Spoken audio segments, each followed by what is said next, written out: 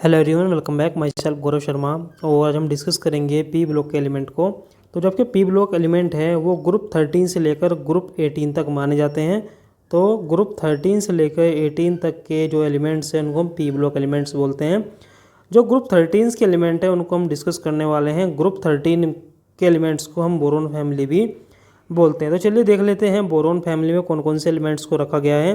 तो यहाँ पे जो सबसे पहला एलिमेंट है वह है बोरोन, दूसरा है एल्यूमिनियम, गैलियम, इंडियम और आपका थेलियम। तो यहाँ पे ये 5 एलिमेंट रखे गए हैं आपके बोरोन फैमिली में। अगर हम इलेक्ट्रॉनिक कॉन्फ़िगरेशन की बात करें तो इनकी जो आउटर मोस्ट सेल होती है उसके अंदर 3 इलेक्ट्रॉन होते हैं। तो यहाँ पे जो इनकी वैलेंसी होती है वो 3 होती है। ये थी इलेक्ट्रॉनिक कॉन्फ़िगरेशन की बात। अब आगे चलते हैं, इसके डिस्कस कर लेते हैं हम फिजिकल प्रॉपर्टी। तो जो सबसे पहले फिजिकल प्रॉपर्टी है वो है हमारी एटॉमिक एंड आयनिक रेडियाई। तो जो इसकी एटॉमिक और आयनिक रेडियाई होती है वो ग्रुप सेकंड से कम होती है, लेस होती है, क्योंकि पीरियोडिक टेबल में लेफ्ट से राइट जाने पर जो साइज़ होता है वो डिक्रीज़ होता है, इफेक्टिव न्यूक्लियर चार्ज बढ़ता है, इसलिए जो इसका साइज़ है वो ग्रुप सेकंड से कम है। अगर हम पीरियोडिक टेबल में ऊपर से नीचे जाएं या फिर बोरोन फैमिली में एक ग्रुप में ऊपर से नीचे जाएं तो आपका जो साइज़ होगा वो इंक्रीज़ होता चला जाएगा। अगर हम बात करें सेकंड प्रॉपर्टी की तो यहाँ पे सेकंड प्रॉपर्टी है आयनाइजेशन एनर्जी। तो इसकी जो आयनाइजेशन एनर्जी है वो ग्रुप सेकंड से लेसर होती है। देखिए लेसर क्यों होती है, यहाँ पे जो इसकी आउटर इलेक्ट्रॉनिक कॉन्फ़िगरेशन होती है वो होती है S2P1 और यहाँ से एक इलेक्ट्रॉन निकालना बहुत ईजी रहता है। यहाँ पे S के अंदर होते हैं 2 इलेक्ट्रॉन और P के अंदर होते हैं 1 इलेक्ट्रॉन। तो इस एक इलेक्ट्रॉन को निकालना बहुत ही सिंपल है, क्योंकि इससे यहाँ पे S2 इलेक्ट्रॉनिक कॉन्फ़िगरेशन बच जाती है जो कि फुलफिल्ड होती है। चलिए आगे चलते हैं। अगर हम बात करें इलेक्ट्रोपॉजिटिव या फिर मेटेलिक करेक्टर की तो यहाँ पे जो बोरोन है वो मेटलॉइड होता है, एल्यूमिनियम, गैलियम, इंडियम और यहाँ पे जो थैलियम होता है वो मेटल होते हैं। अगर हम ऑक्सीडेशन स्टेट की बात करें तो ऑक्सीडेशन स्टेट यहाँ पे जो बोरोन है वो +3 ऑक्सीडेशन स्टेट को शो करता है, लेकिन बाकी के जो एलिमेंट्स होते हैं वो +1 और +3 ऑक्सीडेशन स्टेट को शो करते हैं। लेकिन यहाँ पे जो टेलुरियम होता है ये +1 ऑक्सीडेशन को स्टेट को ही शो कर पाता है because of inert pair effect. Inert pair effect की वजह से जो आपके नीचे वाले एलिमेंट है ये +1 ऑक्सीडेशन स्टेट शो करते हैं, जैसे आपका टेलुरियम हो गया, इंडिनियम हो गया, ये +1 ऑक्सीडेशन स्टेट शो करते हैं। लेकिन जो आपका बोरोन है वो +3 ऑक्सीडेशन स्टेट को शो करता है। अगर हम बात करें यहाँ पे इनर्ट पेयर इफेक्ट क्या होता है तो देखिए, अगर आपके पास ये न्यूक्लियस है और इसके पास जो सबसे पहली सबसेल होती है वहाँ पे एस सबसेल है, तो जो एस सबसेल होती है उसका जो शेप होता है स्फेरिकल होता है और ये क्या करता है, ये जो न्यूक्लियस की पावर होती है जो कि आउटर इलेक्ट्रॉन पे लगती है उसको रोकता है, जिसकी वजह से जो आपका एस सबसेल होता है उसका इनर्ट पेयर इफेक्ट सबसे ज़्यादा होता है। इसलिए ये जो आउटर मोस्ट में इलेक्ट्रॉन प्रेजेंट होते हैं आउटर मोस्ट सेल में वो लूजली हेल्ड होते हैं न्यूक्लियस से, तो उनको इजीली निकाला जा सकता है। तो यहाँ से हम इजीली 3 इलेक्ट्रॉन बाहर निकाल सकते हैं, तो इसको बोला जाता है स्क्रीनिंग इफेक्ट। अगर हम बात करें ऑर्डर की स्क्रीनिंग इफेक्ट की तो एस ऑर्बिटल का जो स्क्रीनिंग इफेक्ट होता है वो सबसे ज़्यादा होता है, पी का उससे कम, डी का उससे कम और एफ का उससे कम, क्योंकि जो आपका एस ऑर्बिटल है स्फेरिकल से साइज़ का होता है, स्फेरिकल शेप का होता है, जो न्यूक्लियस की पावर को चारों तरफ से रोकता है। जो आपका पी ऑर्बिटल होता है वो डम्बल शेप का होता है, इसलिए ये ज़्यादा न्यूक्लियस की पावर को रोक नहीं पाता है आउटर मोस्ट इलेक्ट्रॉन पर लगने से। चलिए आगे बात कर लेते हैं। अगर हम बात करें थेलियम की तो थेलियम में ये +1 ऑक्सीडेशन स्टेट को शो करता है, क्योंकि यहाँ पे बीच में जो ऑर्बिटल्स आते हैं वो डी और एफ आते हैं और डी और एफ ऑर्बिटल का इतना ज़्यादा स्क्रीनिंग इफेक्ट नहीं होता है। तो जो न्यूक्लियस होता है उसकी पावर आउटर मोस्ट सेल पे ज़्यादा लगती है या फिर आउटर मोस्ट में सेल में जो इलेक्ट्रॉन्स हैं उनके ऊपर ज़्यादा लगती है, इसलिए यहाँ से इलेक्ट्रॉन निकालना थोड़ा मुश्किल हो जाता है। चलिए अब देख लेते हैं इसका क्या कॉन्सिक्वेंस है, क्या इफ़ेक्ट पड़ता है यहाँ पे इनर्ट पेयर इफेक्ट का। जो थीलियम के कंपाउंड है +1 के वो ज़्यादा स्टेबल होंगे एज़ कम्पेयर टू +3 कंपाउंड। तो यहाँ पे जो TiCl है वो ज़्यादा स्टेबल है एज़ कम्पेयर टू TlCl3। अगर हम दूसरी कॉन्सिक्वेंस की बात करें तो यहाँ पे जो थीलियम के +1 के जो सोल्ट हैं वो रिसेंबल है एल्केली मेटल से, बिकॉज एल्केली जो मेटल होती है उनके ऊपर ही +1 ऑक्सीडेशन स्टेट होता है और यहाँ पे जो थेलियम है उसके ऊपर भी +1 ऑक्सीडेशन स्टेट है। जैसे आपका NaOH वाटर में सोलुबल होता है, ऐसे ही थेलियम हाइड्रोक्साइड भी वाटर के अंदर सोलुबल होता है। अगर हम बात करें thallium in +1 oxidation state, it form double salt with aluminium salt. तो ये क्या करता है, एल्युमिनियम सोल्ट के साथ डबल सोल्ट बनाता है। जैसे आप देख सकते हैं ये पोटास एलम है, K2SO4 Al2SO4 whole thrice into 24H2O। उसी तरह से हम यहाँ पे थेलियम को भी यूज़ कर सकते हैं। तो इसको बोलते हैं thallous alum. Tendency to form ionic compound. तो यहाँ पे जो ये बोरोन है ये कोवलेंट नेचर का होता है और बाकी के जो सभी ये एलिमेंट्स हैं ये आयनिक कंपाउंड बनाते हैं। तो आपका जो बोरोन है वो कोवलेंट कंपाउंड बनाता है और बाकी के जो मेटल है वो आयनिक कंपाउंड बनाते हैं। तो ये सब थी फिजिकल प्रॉपर्टी। हम बात कर लेते हैं केमिकल प्रॉपर्टीज़ की। तो केमिकल प्रॉपर्टी में सबसे पहला आ रहा है formation of oxide and hydroxide. तो जो आपका बोरोन है वो इनर्ट होता है टुवर्ड एयर एंड वाटर। तो जो बोरोन है वो वाटर के साथ या फिर एयर के साथ इजीली रिएक्शन नहीं कर पाता है, या फिर हम ऐसा बोल सकते हैं कि ये इनर्ट की तरह बिहेव करता है। अगर हम बात करें बोरिक ऑक्साइड की B2O3 की, तो इसको हम कैसे बना सकते हैं। इसको हम लेंगे H3BO3 और इसको हम जब 100 डिग्री सेंटीग्रेड पे क्या करेंगे, इसको हीटअप करते हैं, तब यहाँ पे बोरोन का ऑक्साइड बनता है जिसको हम बोरिक ऑक्साइड बोलते हैं, जिसको हम B2O3 बोलते हैं। या फिर हम इसको बोल सकते हैं कि ये अनहाइड्रस फॉर्म होता है बोरिक एसिड की। This is boric acid. Boric acid का जो अनहाइड्रस फॉर्म है वो क्या है आपका B2O3। चलिए हम बात कर लेते हैं एल्युमिनियम के ऑक्साइड की। जो एल्युमिनियम के ऑक्साइड होते हैं वो दो होते हैं, एक अल्फ़ा Al2O3, एक होता है आपका गामा Al2O3। अगर हम इनकी अलग अलग प्रॉपर्टी को डिस्कस करें तो इसकी पहली प्रॉपर्टी क्या है कि ये हाई टेम्परेचर पे स्टेबल होता है। तो आपका जो अल्फ़ा Al2O3 है वो हाई टेम्परेचर के ऊपर स्टेबल होता है और ये बहुत ज़्यादा हार्ड होता है। जितना आपका डायमंड होता है उसकी तरह ये भी हार्ड होता है। तीसरी अगर प्रॉपर्टी की बात करें तो ये किसी एसिड से अफेक्टेड नहीं हो पाता। इसका मतलब ये है कि ये एसिड के साथ एज अ इनर्ट बिहेव करता है।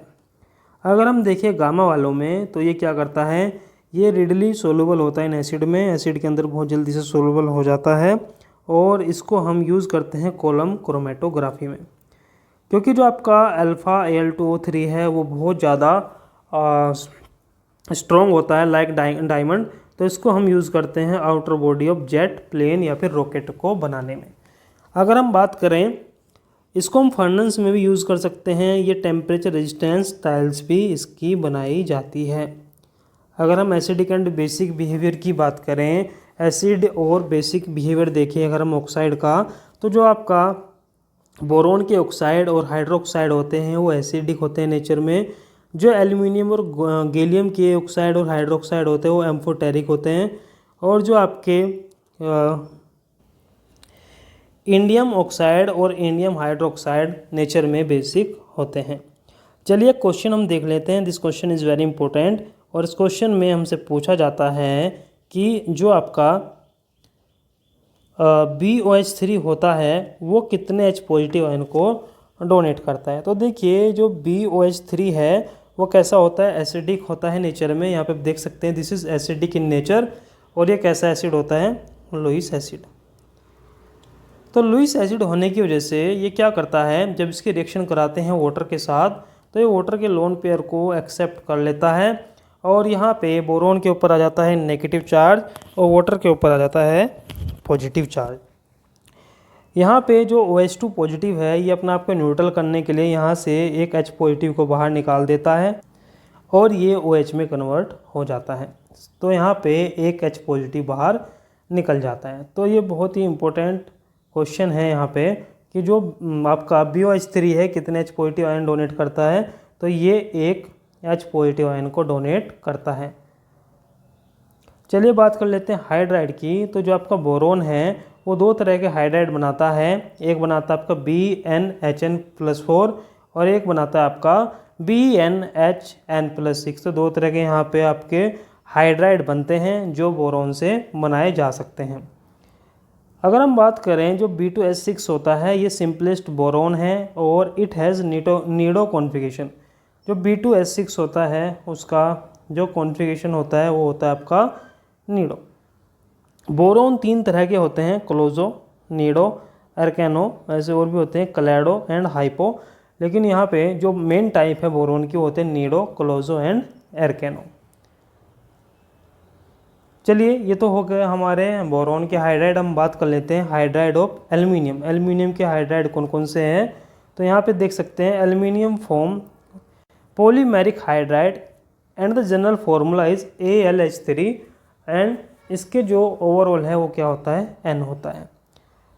यहाँ पे जो एल्यूमिनियम है, गैलियम है, वो कॉम्प्लेक्स बनाते हैं एनायनिक हाइड्राइड। तो देखिए आपके जो बोरोन होगा, एल्यूमिनियम होगा, गैलियम होगा, ये एनायनिक हाइड्राइड बनाएंगे। जैसे यहाँ पे हम बात कर लेते हैं LiBH4 की, LiLH4 की एंड Li गैलियम H4 की। तो ये क्या काम करते हैं, ये हाइड्राइड सप्लायर करने का काम करते हैं और हम ऐसा बोल सकते हैं कि ये रिड्यूसिंग एजेंट होते हैं। अगर हम बात करें स्टेबिलिटी की, तो यहाँ पे जो सबसे ज़्यादा स्टेबिलिटी है वो लिथियम LiBH4 की है, उससे कम LiLH4 की है और उससे कम Li गैलियम H4 की है। यहाँ से यहाँ जाने पर स्टेबिलिटी हमारी डिक्रीज़ होती चली जाती है और जो आयनिक करैक्टर होता है वो क्या होता है, वो इंक्रीज़ होता चला जाता है। चलिए नेक्स्ट केमिकल प्रॉपर्टी की हम बात कर लेते हैं, वो है हमारी हैलाइड।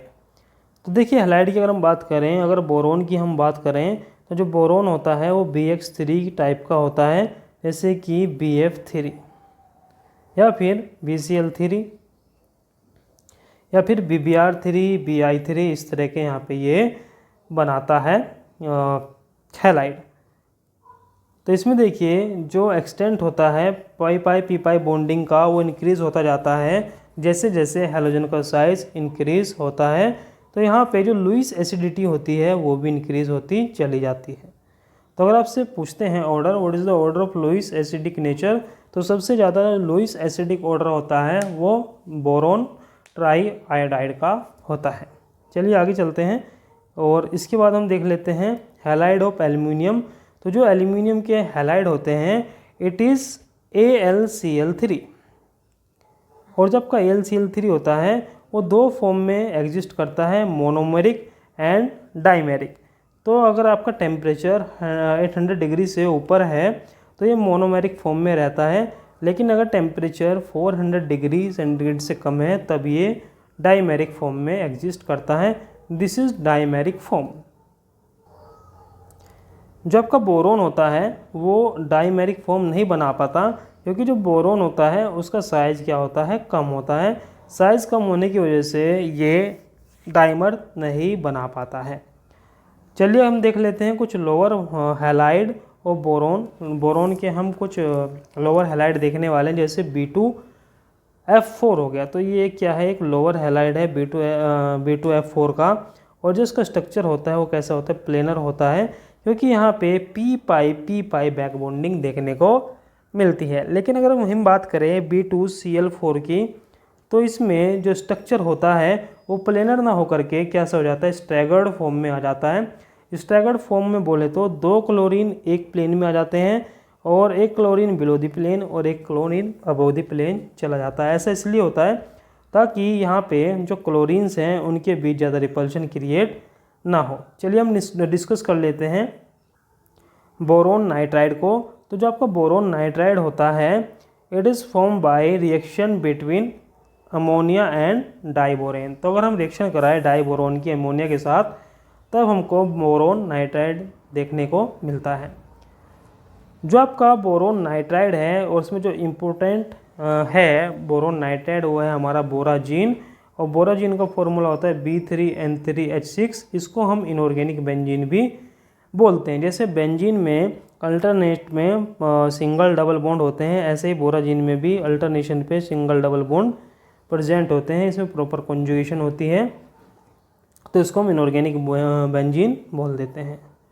चलिए अब बात कर लेते हैं हम डाइबोरोन की। डाइबोरोन जो होता है आपको उसको बोला जाता है B2H6, अगर हम इसकी बात करें B2H6 की, तो ये कलरलेस गैस होती है। This is a colourless gas stable only at low temperature. तो जो आपका डाइबोरेन होता है, एक तो वो कलरलेस गैस होती है, दूसरी बात ये लो टेम्परेचर पे स्टेबल होती है।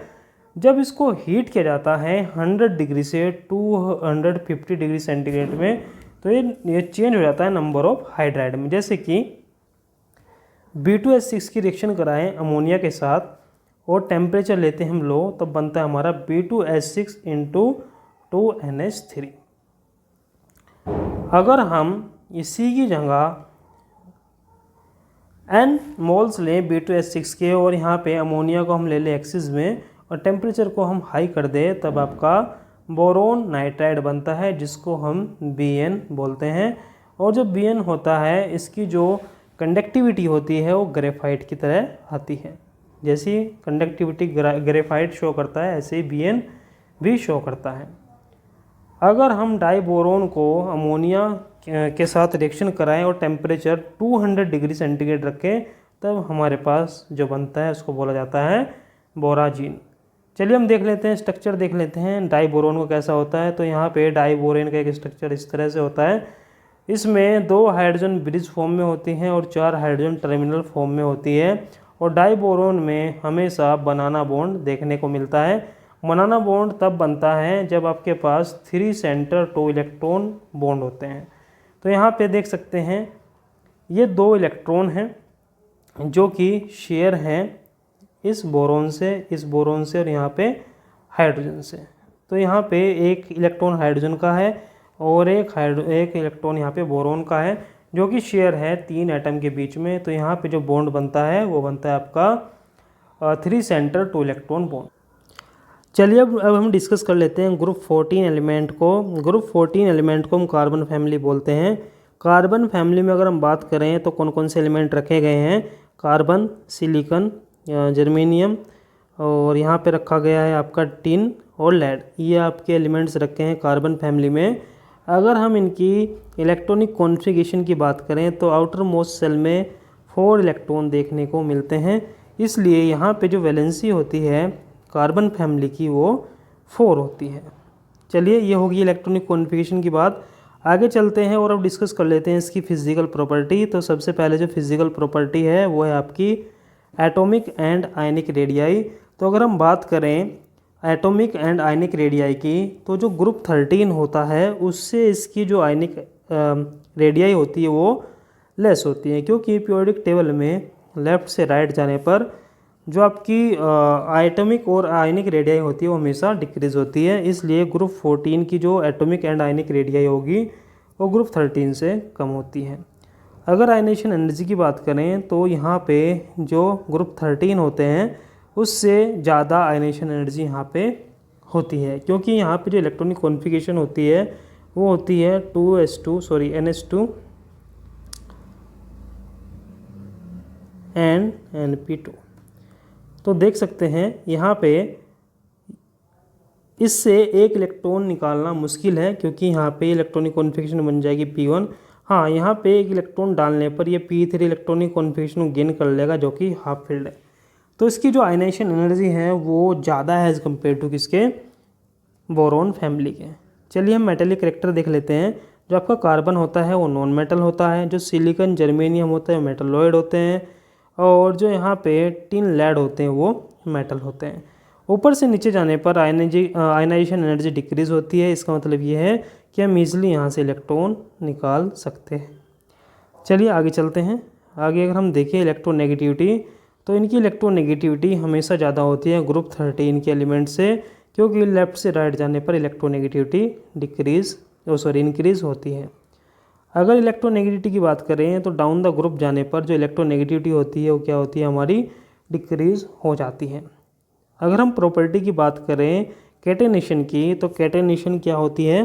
कैटेनेशन एक ऐसी प्रॉपर्टी होती है जिसमें एक एटम अपने ही जैसे एटम से बॉन्ड बना सकता है। इसको हम बोलते हैं कैटेनेशन प्रॉपर्टी। तो यहाँ पे जो कार्बन होता है वो कैटेनेशन प्रॉपर्टी को शो करता है और वो स्टेबल भी होता है। लेकिन अगर हम बात करें नाइट्रोजन की, ऑक्सीजन की और फ्लोरीन की, तो इनकी जो कैटनेशन एनर्जी होती है, जो फिर कैटनेशन प्रॉपर्टी होती है, वो डिक्रीज़ होती चली जाती है, क्योंकि इनके पास लोन पेयर प्रेजेंट होते हैं और लोन पेयर होने की वजह से इनमें रिपल्शन क्रिएट हो जाती है। तो जो आपका कार्बन है वो कैटनेशन प्रॉपर्टी को बहुत अच्छे से शो कर पाता है, लेकिन नाइट्रोजन, ऑक्सीजन और फ्लोरीन होता है वो कैटनेशन प्रॉपर्टी को शो नहीं कर पाते हैं। अगर हम नेक्स्ट प्रॉपर्टी की बात करें ऑक्सीडेशन स्टेट की, तो जो कार्बन होता है वो ऐसा अकेला एलिमेंट है जो +4 ऑक्सीडेशन स्टेट को शो करता है। जो अदर एलिमेंट होते हैं वो 2 ऑक्सीडेशन स्टेट को शो करते हैं, +4 और +2, because of inert pair effect. Inert pair effect को मैं आपको पीछे बता चुका हूँ। अगर हम एलिट्रोपी की बात करें कि क्या क्या इसके एलिट्रोप्स होते हैं, तो कार्बन के 2 तरह के एलिट्रोप्स होते हैं, एक होता है आपका क्रिस्टलाइन और एक होता है आपका अमोर्फस। अगर हम क्रिस्टलाइन एलिट्रोप की बात करें तो उसमें आएगा आपका डायमंड, ग्रेफाइट और फ्लोरीन। और अगर हम अमोर्फस में देखें तो charcoal, coke, black carbon and anthracite. ठीक है, तो यहाँ हमारे क्या है, ये एलिट्रोप है कार्बन के। तो ये थी सब फिजिकल प्रॉपर्टी। अब हम डिस्कस कर लेते हैं केमिकल प्रॉपर्टी को। तो केमिकल प्रॉपर्टी में सबसे पहले देख लेते हैं फॉर्मेशन ऑफ हाइड्राइड। तो जो कार्बन होता है वो बहुत सारे हाइड्राइड बनाता है, जैसे एल्कीन, एल्केन, एल्काइन। इस तरह के हाइड्राइड कौन बनाता है, कार्बन बनाता है। अगर हम बात करें सिलिकॉन की, तो सिलिकॉन के जो हाइड्राइड होते हैं उनको हम सिलेन बोलते हैं, और इनका जो जनरल फार्मूला होता है वो होता है SiN H2n+2, एंड जो n की वैल्यू होती है वो 0 से 8 तक लाई करती है। चलिए आगे चलते हैं। अगर हम हाइड्राइड देखें जर्मेनियम के, तो इनको हम जर्मेनस बोलते हैं, और इनका जो जनरल फार्मूला होता है वो सेम होता है जैसा सिलिकॉन का था, लेकिन यहाँ पे जो n की वैल्यू होगी वो अप टू 5 तक जा सकती है, लेकिन सिलिकॉन के केस में n की वैल्यू 8 तक जाती है। अगर हम बात करें hydride of tin and lead, तो इसको क्या बोलेंगे, नोन एज स्टेंटियस, और इसको हम SnH4 से या फिर SN2H6 से रिप्रेजेंट करते हैं। इनका ये फॉर्मूला होता है। चलिए अब हम देख लेते हैं हाइड्राइड की करेक्टरिस्टिक्स क्या हैं। तो अगर हम स्टेबिलिटी बात करें, ऊपर से नीचे जाने पर जो स्टेबिलिटी होगी हाइड्राइड को डिक्रीज़ होती चली जाएगी। कार्बन के हाइड्राइड ज़्यादा स्टेबल होंगे, और जो आपका लेड है उसके हाइड्राइड सबसे कम स्टेबल होंगे, क्योंकि यहाँ पे जो साइज़ का डिफरेंस होता है वो बहुत ज़्यादा आ जाता है, तो यहाँ पे जो ओवरलैपिंग होती है वो अच्छी नहीं हो पाती। इसलिए जो लेड के हाइड्राइड होंगे वो वीकर बॉन्ड से जुड़े होंगे। चलिए हम बात कर लेते हैं आयनिक करेक्टर की। तो आयनिक करेक्टर इंक्रीज़ होता है इन हाइड्राइड। अगर हम कार्बन को छोड़ दें, जैसे जैसे आपका n बढ़ता जाएगा वैसे वैसे आपका स्टेबिलिटी डिक्रीज़ होती जाएगी, ऊपर से नीचे जाने पर आयनिक करेक्टर डिक्रीज़ होता चला जाएगा। चलिए हम बात कर लेते हैं हैलाइड की। अगर हम बात करें टेट्रा हैलाइड की, तो यहाँ पे जो सभी एलिमेंट है वो सभी के सभी टेट्रा हैलाइड बनाते हैं, which are generally covalent in nature. तो यहाँ पे जितने भी एलिमेंट हैं कार्बन फैमिली के वो सभी के सभी टेट्रा हैलाइड बनाते हैं, और वो सभी कोवलेंट होते हैं नेचर में। जो लेड के हैलाइड आपके होते हैं वो अनस्टेबल होते हैं। एग्जांपल के लिए PbBr4 ले लीजिए या फिर PbI4 ले लीजिए, ये सभी के सभी क्या होते हैं, अनस्टेबल माने जाते हैं। जो आपका कार्बन टेट्राक्लोराइड होता है वो वाटर के साथ रिएक्ट नहीं करता है, that is no hydrolysis take place. अगर हम कार्बन टेट्राक्लोराइड को वाटर के साथ रिएक्शन कराएं तो यहाँ पे कोई भी रिएक्शन नहीं होती है, लेकिन अगर हम इसी रिएक्शन को हाई टेम्परेचर पे कराएं तो हमें फोजीन गैस मिलती है। तो यहाँ पे जैसे ही हम इसको CCl4 को वाटर की प्रेजेंस में रिएक्शन कराते हैं हाई टेम्परेचर पे 300 डिग्री सेंटीग्रेड पे, तो COCl2 गैस मिलती है, जिसको हम फोजीन गैस बोलते हैं। चलिए हम फोर्थ देख लेते हैं। जो आपका सिलिकॉन टेट्राक्लोराइड है वो ईजिली हाइड्रोलिसिस हो जाता है, या फिर इसकी ईजिली हाइड्रोलिसिस हो सकती है in the presence of water. ऐसा इसलिए होता है क्योंकि सिलिकॉन के पास वैकेंट d ऑर्बिटल प्रेजेंट होता है। तो यहाँ पे सिलिकॉन टेट्राक्लोराइड है जिसकी रिएक्शन हमने वाटर से कराई, तो यहाँ पे सिलिकॉन के हाइड्रोक्साइड बन जाते हैं। चलिए आगे चलते हैं। अगर हम बात करें डाई हैलाइड की, ऊपर हमने बात की टेट्रा हैलाइड की, हम बात कर रहे हैं डाई हैलाइड की। तो जो डाई हैलाइड होंगे उनको सिलिकॉन बनाएगा, जर्मेनियम बनाएगा, टिन बनाएगा और लेड बनाएगा, जैसे कि SnCl2, PbCl2। चलिए अब हम बात कर लेते हैं नेक्स्ट प्रॉपर्टी की, जिसको हम बोल रहे हैं ऑक्साइड। अगर हम ऑक्साइड की बात करें, these elements form 4 type of oxide, 4 तरह के ये ऑक्साइड बना सकते हैं। देखिए, एक होता है आपका मोनोऑक्साइड, एक होता है आपका डाई ऑक्साइड।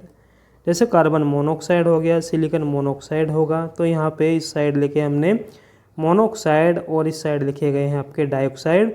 तो ये 4 this element form 2 type of oxide. तो 2 तरह के ऑक्साइड यहाँ पे बनते हैं, मोनोऑक्साइड एंड डाइऑक्साइड। चलिए आगे चलते हैं। लेकिन जो आपका लेड है वो एक मिक्स ऑक्साइड भी बनाता है, जिसको हम बोलते हैं Pb3O4। दिस इज स्पाइनल, इसको हम स्पाइनल भी बोलते हैं, दिस इज स्पाइनल।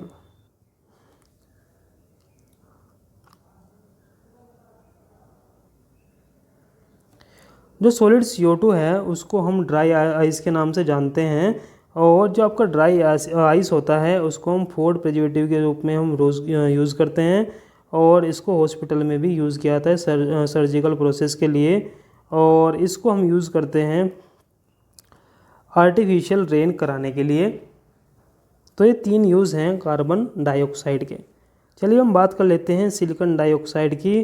तो जो आपका सिलिकॉन डाइऑक्साइड होता है वो 3D नेटवर्क स्ट्रक्चर बनाता है एंड एग्जिस्ट एज सॉलिड। ये किस फॉर्म में रहता है? SiO2 सॉलिड फॉर्म में रहता है, क्योंकि यहाँ पे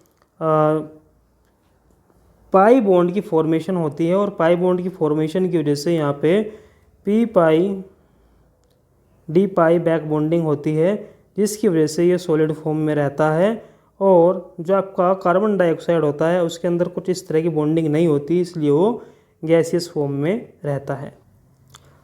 चलिए नेक्स्ट प्रॉपर्टी को हम देख लेते हैं, वो है आपकी कार्बाइड।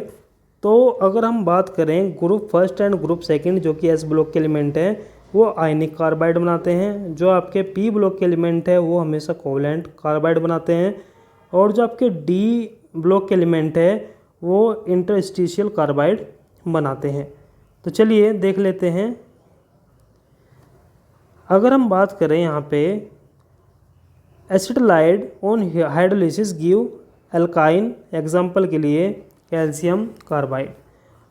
और यहाँ पे अगर हम बात करें मिथेनाइड की, अगर उसको हाइड्रोलाइज करें तो ये क्या देता है हमको? CH4 देता है, जैसे आपका बोरोन कार्बाइड और आपका हो गया एल्युमिनियम कार्बाइड। चलिए इसका लास्ट टॉपिक हम डिस्कस कर लेते हैं, ग्लास। ग्लास इसकी अमोर्फस फॉर्म होती है, इससे ऊपर हम डिस्कस कर रहे थे क्रिस्टलाइन फॉर्म। तो यहाँ पे कुछ टाइप्स ऑफ ग्लास है, जैसे कि सोडा ग्लास है और आपका पोटास ग्लास है। पोटास ग्लास को हम हार्ड ग्लास भी बोलते हैं, और सोडा ग्लास को हम सॉफ्ट ग्लास भी बोलते हैं। तो ये क्या होता है? ये ऑर्डिनरी ग्लास होता है, और इसके अंदर SiO2 होता है 75%, Na2 होता है आपका 50%, और कैल्शियम ऑक्साइड होता है 8%। और अगर हम बात करें हार्ड ग्लास की या फिर पोटास ग्लास की, तो हम Na2O की जगह यहाँ पे K2CO3 को यूज़ कर लेते हैं, और इसको हम हार्ड ग्लास बोलते हैं। उसके बाद जो नेक्स्ट ग्लास है वो है आपका फ्लिंट ग्लास। इसके अंदर SiO2 होता है 45%, Na2O होता है आपका 4%, और पोटेशियम ऑक्साइड होता है 2%, और कैल्शियम ऑक्साइड होता है 3%, और लेड ऑक्साइड होता है आपका 44%। और इसको हम ऑप्टिकल इंस्ट्रूमेंट्स में यूज़ करते हैं। इससे अगला जो ग्लास है उसको बोला जाता है क्राउन ग्लास, और ये P2O5 से बना होता है, इसको बोलते हैं फॉस्फोरस पेंटा ऑक्साइड। इसके बाद अगर हम बात करें नेक्स्ट ग्लास की, तो ये है हमारा पायरेक्स ग्लास। पायरेक्स ग्लास में हम क्या करते हैं? Addition of boron and aluminium oxide produce glass which is very low coefficient of expansion. तो यहाँ पे जो पायरेक्स ग्लास होता है वो एल्युमिनियम और बोरेन के ऑक्साइड से मिलता है। ये हम जो लाइब्रेटरी में जो ग्लास यूज़ होते हैं लेबोरेटरी में, उसको बनाने का ये यूज़ आता है। इसके बाद जो सबसे लास्ट ग्लास है वो है हमारा जैना ग्लास, और जो जैना ग्लास होता है वो बना होता है बेरियम और जिंक ऑक्साइड से और बोरोन ट्राई ऑक्साइड से। तो सिलिका की जगह पे हम बोरोन ट्राईऑक्साइड यूज़ कर लेते हैं। इसमें हम क्या करते हैं, it is strongest than ordinary glass and resistance to action of acid and. चलिए अब डिस्कस कर लेते हैं ग्रुप 15 के एलिमेंट्स को। ग्रुप 15 के एलिमेंट्स को हम नाइट्रोजन फैमिली के नाम से भी जानते हैं। और जब ग्रुप 15 है उसमें जो एलिमेंट्स रखे गए हैं वह हैं आपके nitrogen, phosphorus, arsenic, bismuth and antimony. तो ये 5 एलिमेंट आपके ग्रुप 15 में रखे गए हैं। अगर हम इनकी इलेक्ट्रॉनिक कॉन्फ़िगरेशन की बात करें तो इनकी जो आउटर मोस्ट सेल होती है उसके अंदर 5 इलेक्ट्रॉन्स होते हैं। तो अगर हम वैलेंसी की बात करें तो ग्रुप 15 के जो एलिमेंट होते हैं उनकी वैलेंसी होती है 5। तो आगे चलते हैं और देख लेते हैं इसकी फ़िज़िकल प्रॉपर्टीज़। चलिए अब हम डिस्कस कर लेते हैं इसकी फ़िज़िकल प्रॉपर्टी को। तो सबसे पहले जो फिज़िकल प्रॉपर्टी है वो है आयनाइजेशन एनर्जी। तो जो इसकी आयनाइजेशन एनर्जी होती है वो ग्रुप 14 के एलिमेंट से ज़्यादा होती है, क्योंकि लेफ़्ट से राइट में जाने पर पीरियोडिक टेबल में साइज़ कम होता है और इलेक्ट्रोनेगेटिविटी इंक्रीज़ होती है, इसलिए आयनाइजेशन एनर्जी भी यहाँ पे इंक्रीज़ हो जाती है। अगर हम सेकंड फिज़िकल प्रॉपर्टी की बात करें तो वह है इलेक्ट्रोनेगेटिविटी, और इसकी जो इलेक्ट्रोनेगेटिविटी होती है वो ग्रुप 14 के एलिमेंट से ज़्यादा होती है। अगर हम बात करें यहाँ पे नेचर ऑफ बॉन्ड की, किस तरह के बॉन्ड बनाते हैं, तो जो आपका नाइट्रोजन, फॉस्फोरस और जो आर्सेनिक है वो बनाते हैं आपके कोवलेंट बॉन्ड, लेकिन जो आपका एंटीमनी और बिस्मिथ है वो हमेशा आयनिक बॉन्ड बनाते हैं, क्योंकि इनका साइज़ इंक्रीज़ हो जाता है। अगर हम यहाँ पे नेक्स्ट प्रॉपर्टी की बात करें तो नेक्स्ट प्रॉपर्टी है हमारा मेटेलिक नेचर। तो यहाँ पे अगर हम बात करें नाइट्रोजन की और फॉस्फोरस की, तो ये दोनों होते हैं नॉन मेटल। आर्सेनिक होता है आपका मेटलॉइड, और जो आपका एंटीमनी और बिस्मिथ होता है ये होते हैं आपके मेटल। अगर हम बात करें नेक्स्ट फिज़िकल प्रॉपर्टी की तो वह है ऑक्सीडेशन स्टेट। अगर हम ऑक्सीडेशन स्टेट की बात करें तो जो आपका नाइट्रोजन होता है वो बहुत सारी ऑक्सीडेशन स्टेट को शो करता है। ये डिपेंड करता है किसके साथ कौन से एटम लगे हुए हैं। जैसे बात करें अगर हम NH3 की, तो NH3 में इसकी ऑक्सीडेशन स्टेट -3 है। NH2 में अगर हम बात करें तो इसकी ऑक्सीडेशन -2 है। N2 में 0 है। N2O में +1 है। अगर हम बात करें N2O3 में तो 3 हो गई, 4 हो गई, 5 हो गई। यहाँ पे आप देख सकते हैं जैसे जैसे ये मॉलिक्यूल्स आपके अलग अलग हैं और वैसे वैसे ऑक्सीडेशन स्टेट भी यहाँ पे अलग अलग हैं। तो जो नाइट्रोजन होता है वो बहुत सारी ऑक्सीडेशन स्टेट को शो करता है, क्योंकि इसके अंदर एक एबिलिटी होती है कि ये स्टेबल पाई बॉन्ड बना सकता है। चलिए आगे हम चलते हैं। आगे हम देखें अगर अदर एलिमेंट की वो कौन सी ऑक्सीडेशन स्टेट शो करते हैं, तो जो आपका फॉस्फोरस है, आर्सेनिक है, एंटीमनी है और बिस्मिथ है, वो 2 तरह की ऑक्सीडेशन स्टेट को शो करते हैं, +3 एंड +5। और जो +3 ऑक्सीडेशन स्टेट होती है वो ज़्यादा स्टेबल होती है एज़ कम्पेयर टू +5 से, because of inert pair effect. इस तरह से अगर हम देखें तो BCl3 is more stable as compare to BCl5। चलिए अब हम नेक्स्ट फिज़िकल प्रॉपर्टी अगर बात करें तो यहाँ पे आती है कैटेनेशन। तो कैटेनेशन मैंने आपको बताया था जब हम कार्बन फैमिली पढ़ रहे थे। कैटेनेशन होता है कि सेम एलिमेंट के साथ बॉन्ड बनाना। तो यहाँ पे अगर हम देखें बॉन्ड डिसोसिएशन एनर्जी हम देखें तो जो बॉन्ड डिसोसिएशन एनर्जी है वो कैसे है, फॉस्फोरस के बीच का जो बॉन्ड है वो ज़्यादा स्टेबल होता है, फिर नाइट्रोजन का और फिर आर्सेनिक का। इसलिए जो फॉस्फोरस होता है उसकी जो कैटेनेशन प्रॉपर्टी होती है वो ग्रुप 15 में सबसे ज़्यादा होती है। इसलिए जो आपका फॉस्फोरस होता है वो एग्जिस्ट करता है एज अ P4। कैसे एग्जिस्ट करता है, P4 की फॉर्म में एग्जिस्ट करता है। अगर हम बात करें नाइट्रोजन की तो ये N2H4 की फॉर्म में एग्जिस्ट करता है और N3 नेगेटिव की फॉर्म में ये एग्जिस्ट करता है। अगर हम बात करें एलोट्रोप्स की तो यहाँ पे जो एलोट्रोप्स हैं वो फॉस्फोरस के हैं, जैसे कि वाइट फॉस्फोरस हो गया, रेड फॉस्फोरस हो गया, मेटेलिक या फिर अल्फा फॉस्फोरस हो गया और आपका बीटा ब्लैक फॉस्फोरस हो गया। तो ये सभी के सभी फॉस्फोरस के क्या हैं, एलोट्रोप्स हैं। अब हम देखते हैं केमिकल रिएक्टिविटी। केमिकल रिएक्टिविटी की अगर हम बात करें तो जो आपका नाइट्रोजन है वो लेस रिएक्टिव होता है because of very high bond dissociation energy. और जो यहाँ पे बॉन्ड डिसोसिएशन एनर्जी है वो है 945 kilojoule per mole. This is almost inert. तो जो आपका नाइट्रोजन है वो ऐसे बिहेव करता है एज अ इनर्ट। चलिए आगे चलते हैं। अगर हम नॉर्मल टेम्परेचर पे बात करें तो जो N2 होता है वो रिएक्ट नहीं करता है ऑक्सीजन के साथ, लेकिन अगर हाई टेम्परेचर पे हम इसकी रिएक्शन कराते हैं ऑक्सीजन के साथ, तो ये NO फॉर्मेशन करता है, लेकिन टेम्परेचर बहुत ज़्यादा हाई होना चाहिए 2500 degree centigrade.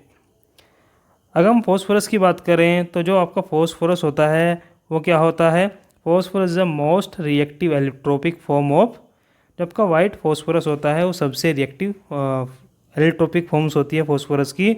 It burn in oxygen to form oxide of phosphorus, अगर इसको हम जलाते हैं ऑक्सीजन की प्रेजेंस में तो ये ऑक्साइड बनाता है फॉस्फोरस का। ये थी हमारी फिजिकल प्रॉपर्टीज़। अब हम डिस्कस कर लेते हैं केमिकल प्रॉपर्टीज़ को। तो सबसे पहले अगर केमिकल प्रॉपर्टीज़ की बात करें तो वो है हमारा हाइड्राइड। तो जो ग्रुप 15 के एलिमेंट होते हैं वो हाइड्राइड बनाते हैं, और उनका जो जनरल फार्मूला होता है वो होता है MH3, और M यहाँ पे जो है वो है क्या, पी ब्लॉक के एलिमेंट्स। तो देखिए क्या क्या बनता है, जैसे कि NH3, PH3, ASH3, SbH3, bismuth H3। तो यहाँ पे ये हाइड्राइड है जो बनाते हैं पी ब्लॉक के एलिमेंट, और ये हैं ग्रुप 15 के हाइड्राइड। कुछ अलग तरह के यहाँ पे हाइड्राइड और भी देखने को हमें मिलते हैं, जैसे N2H4 जिसको हम बोलते हैं हाइड्रोजिन, और HN3 जिसको हम हाइड्रोजोइक एसिड बोलते हैं। तो ये क्या है, यहाँ पे हाइड्राइड है ग्रुप 15 के। अगर हम बात करें प्रॉपर्टीज़ क्या है हाइड्राइड की, तो these hydride can be prepared by reduction of trifluoride using AlH4। तो अगर हमारे पास कोई हैलाइड है जो कि ग्रुप 15 के एलिमेंट से बना है और उसकी रिएक्शन हम कराते हैं AlH4 से, तो इसको रिड्यूस करने का काम करता है और हमें मिलता है यहाँ पे जो मिलता है हमको ग्रुप 15 के हाइड्राइड हमको मिल जाते हैं। चलिए आगे हम देख लेते हैं कि दूसरा तरीका क्या है हाइड्राइड बनाने का। तो यहाँ पे जो दूसरा तरीका हाइड्रोजन बनाने, यहाँ पे अगर हम नाइट्रोजन की हाइड्राइड की बात करें तो हम उसको हैबर प्रोसेस से बना सकते हैं। हैबर प्रोसेस में हम क्या लेते हैं, N2 की रिएक्शन कराते हैं H2 के साथ और बनता है 2NH3। अगर हम बात करें यहाँ पे एंथैल्पी की तो माइनस में आती है, this is an exothermic process. और इसके लिए कुछ कंडीशन है कि जो टेम्परेचर है वो कम होना चाहिए, 450 से लेकर 500 डिग्री सेल्सियस तक होना चाहिए। प्रेशर हाई होना चाहिए, 100 से लेकर 1000 ATM तक होना चाहिए। यहाँ पे Fe कैटलिस्ट का यूज़ किया जाता है, और यहाँ पे एक प्रमोटर को भी यूज़ करते हैं जो कि आपका मोलिब्डेनम होता है, या फिर ऑक्साइड होता है सोडियम का और एल्युमिनियम का। तो दो तरीके हैं मेटल हाइड्राइड बनाने के या फिर ग्रुप 15 के हाइड्राइड बनाने के। एक तो आपका ट्राईफ्लोराइड से इसको बना सकते हैं LiLH4 को यूज़ करके, या फिर आप हैबर प्रोसेस से भी इसको बना सकते हैं। अगर हम नेक्स्ट प्रॉपर्टी की बात करें बॉइलिंग पॉइंट की, तो जो बॉइलिंग पॉइंट होता है NH3 का बॉइलिंग पॉइंट ज़्यादा होता है बिकॉज इसमें हाइड्रोजन बॉन्डिंग होती है, और ऊपर से नीचे जाने पर भी आपका जो बॉइलिंग पॉइंट होता है वो इंक्रीज़ होता चला जाता है, बिकॉज यहाँ पे जो फोर्स ऑफ अट्रैक्शन होती है, वंडरवॉल फोर्स ऑफ अट्रैक्शन होती है, वो बहुत ज़्यादा होती है। अगर हम बात करें PH3 की, दिस इज़ वोलाटाइल।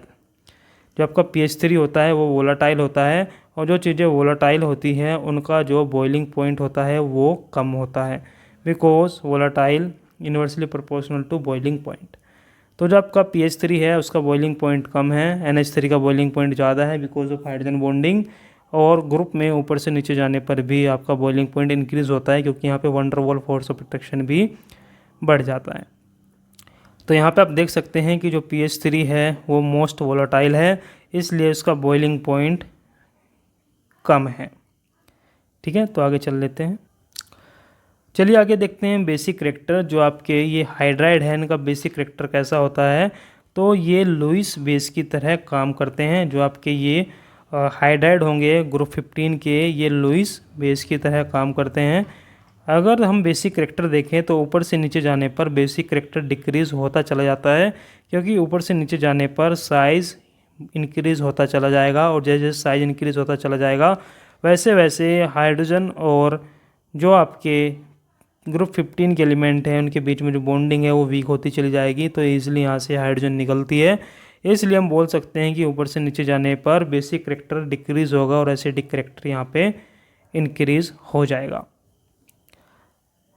चलिए आगे देख लेते हैं थर्मल स्टेबिलिटी। अगर हम बात करें तो थर्मल स्टेबिलिटी ऊपर से नीचे जाने पर डिक्रीज़ होगी, क्योंकि मेटल और हाइड्रोजन ग्रुप 15 के एलिमेंट और हाइड्रोजन के बीच का जो बॉन्ड है वो वीक होना स्टार्ट हो जाता है, इसलिए इनकी स्टेबिलिटी भी डिक्रीज हो जाती है। अगर हम रिड्यूसिंग करेक्टर की बात करें तो ऊपर से नीचे जाने पर, जैसे हमने ऊपर डिस्कस किया, इनका जो करेक्टर होगा वो एसिडिक नेचर का होता चला जाएगा, तो ये ईजिली हाइड्राइड प्रोवाइड कराएंगे, तो इनका जो रिड्यूसिंग करेक्टर होगा वो क्या हो जाएगा, आपका इंक्रीज हो जाएगा। अगर हम कंपेयर करें NH3 को और PH3 को, तो NH3 में जो बॉन्ड एंगल होगा वो ज़्यादा होगा एज़ कम्पेयर टू PH3 के, क्योंकि नाइट्रोजन ज़्यादा इलेक्ट्रोनेगेटिव होता है एज़ कम्पेयर टू फॉस्फोरस। चलिए अब देख लेते हैं फॉर्मेशन ऑफ कॉम्प्लेक्स। तो यहाँ पे जो आपके एक्वस NH3 होता है, जो नाइट्रोजन का हाइड्राइड होता है, वो Ag के साथ, कॉपर के साथ और कैडमियम के साथ यहाँ पे कॉम्प्लेक्स बनाते हैं। तो जो हमारा NH3 है, जो नाइट्रोजन के हाइड्राइड है, वो आइडेंटिफिकेशन के लिए यूज़ होते हैं Ag+ के, कैडमियम के और कॉपर के। अगर कॉम्प्लेक्स बन रहा है तो हम इजीली आइडेंटिफाई कर पाएंगे कि इन तीनों में से कोई मेटल है। अगर कॉम्प्लेक्स नहीं बनता है तब हम बताएंगे कि यहाँ पे सिल्वर, कॉपर या फिर कैडमियम प्रेजेंट नहीं है। तो अगर हम बात कर लेते हैं हैलाइड की, तो जो ग्रुप 15 के एलिमेंट्स होते हैं वो हैलाइड बनाते हैं। तो यहाँ पे जो हैलाइड बनते हैं वो दो तरह के बनते हैं, एक MX3 टाइप का हैलाइड बनता है और जो दूसरे टाइप का बनता है उसको हम आगे डिस्कस करेंगे। यहाँ पे जो M होगा वो नाइट्रोजन, फॉस्फोरस और आर्सेनिक या फिर ये दो एलिमेंट्स हो सकते हैं। On moving from NX3 to BiX3 the ionic character increase. ऊपर से नीचे जाने पर आयनिक करेक्टर आपका इंक्रीज होता चला जाता है। तो ऊपर से नीचे जाएंगे आयनिक करेक्टर हमारा इंक्रीज होता चला जाएगा, क्योंकि यहाँ पे साइज का डिफरेंस आता चला जाता है। चलिए आगे डिस्कस कर लेते हैं। अगर हम नाइट्रोजन के Cl3 को रिएक्शन कराएंगे वाटर के साथ तो बनेगा NH3। PCl3 के वाटर पर रिएक्शन कराने पर बनता है H3PO3 और बिस्मुथ क्लोराइड की जब रिएक्शन कराएंगे वाटर से तो उसका ऑक्साइड बन जाता है। चलिए आगे चलते हैं। कंपेयर करना है bond angle in NH3 and NCl3 में हमें ये देखना है कि बॉन्ड एंगल किस में ज़्यादा है। तो यहाँ पे डिपेंड करता है कि आपका सराउंडिंग एटम का साइज़ क्या है। अगर आपके सेंट्रल एटम सेम है और सराउंडिंग मेटल का साइज़ क्या है, ज़्यादा है, तब उस केस में बॉन्ड एंगल ज़्यादा होगा। हमें कंपेयर करना है इन दोनों को, हाइड्रोजन को और फ्लोरीन को, तो जिसका साइज़ ज़्यादा होगा उसका बॉन्ड एंगल भी ज़्यादा होता है। अगर हम बात करें नाइट्रोजन की, तो ये कभी भी पेंटा हैलाइड नहीं बनाता है, क्योंकि इसके पास d ऑर्बिटल प्रेजेंट नहीं होता है। अगर हम बात करें फॉस्फोरस की, तो वो पेंटा हैलाइड बनाता है, PCl5 बना लेता है, क्योंकि इसके पास d ऑर्बिटल प्रेजेंट होता है।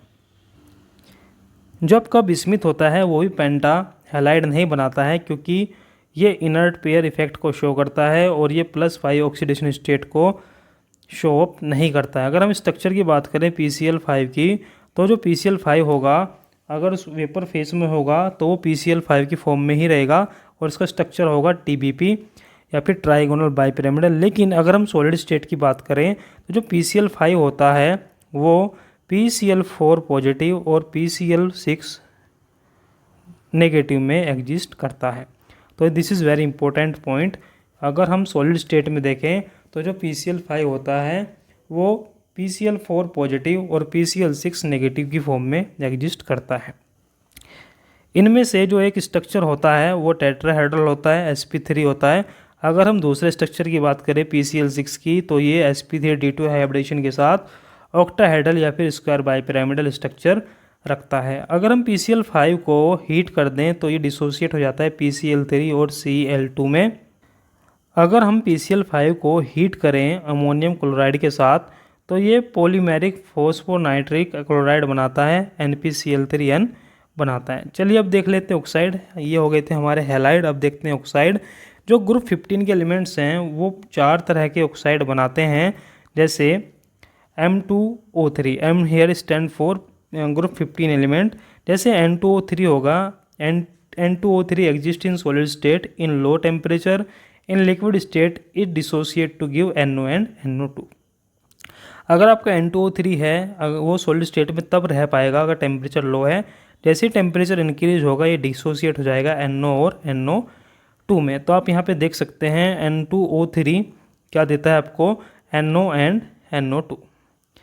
यहाँ पे स्ट्रक्चर है N2O3 का जो कि इस फॉर्म में और इस फॉर्म में रहता है। तो दो स्ट्रक्चर यहाँ पे हैं। जो स्ट्रक्चर है N2O3 का वो नोन नहीं है कि एग्जैक्टली है क्या, लेकिन अगर हम स्पेक्ट्रोस्कोपिक स्टडीज़ में बात करें तो जो स्ट्रक्चर फर्स्ट है उसको ही यहाँ पे फेवर किया जाता है। चलिए अब हम देख लेते फॉस्फोरस के ऑक्साइड। तो जो आपका फॉस्फोरस ट्राईऑक्साइड होता है वो एक डायमेरिक फॉर्म में रहता है और ये स्ट्रक्चर होता है P4O6 का। तो जो आपका P2O3 होता है वो डाइमर फॉर्म में रहता है P4O6 में। चलिए अब हम बात कर लेते हैं एसिडिक एंड बेसिक करेक्टर की।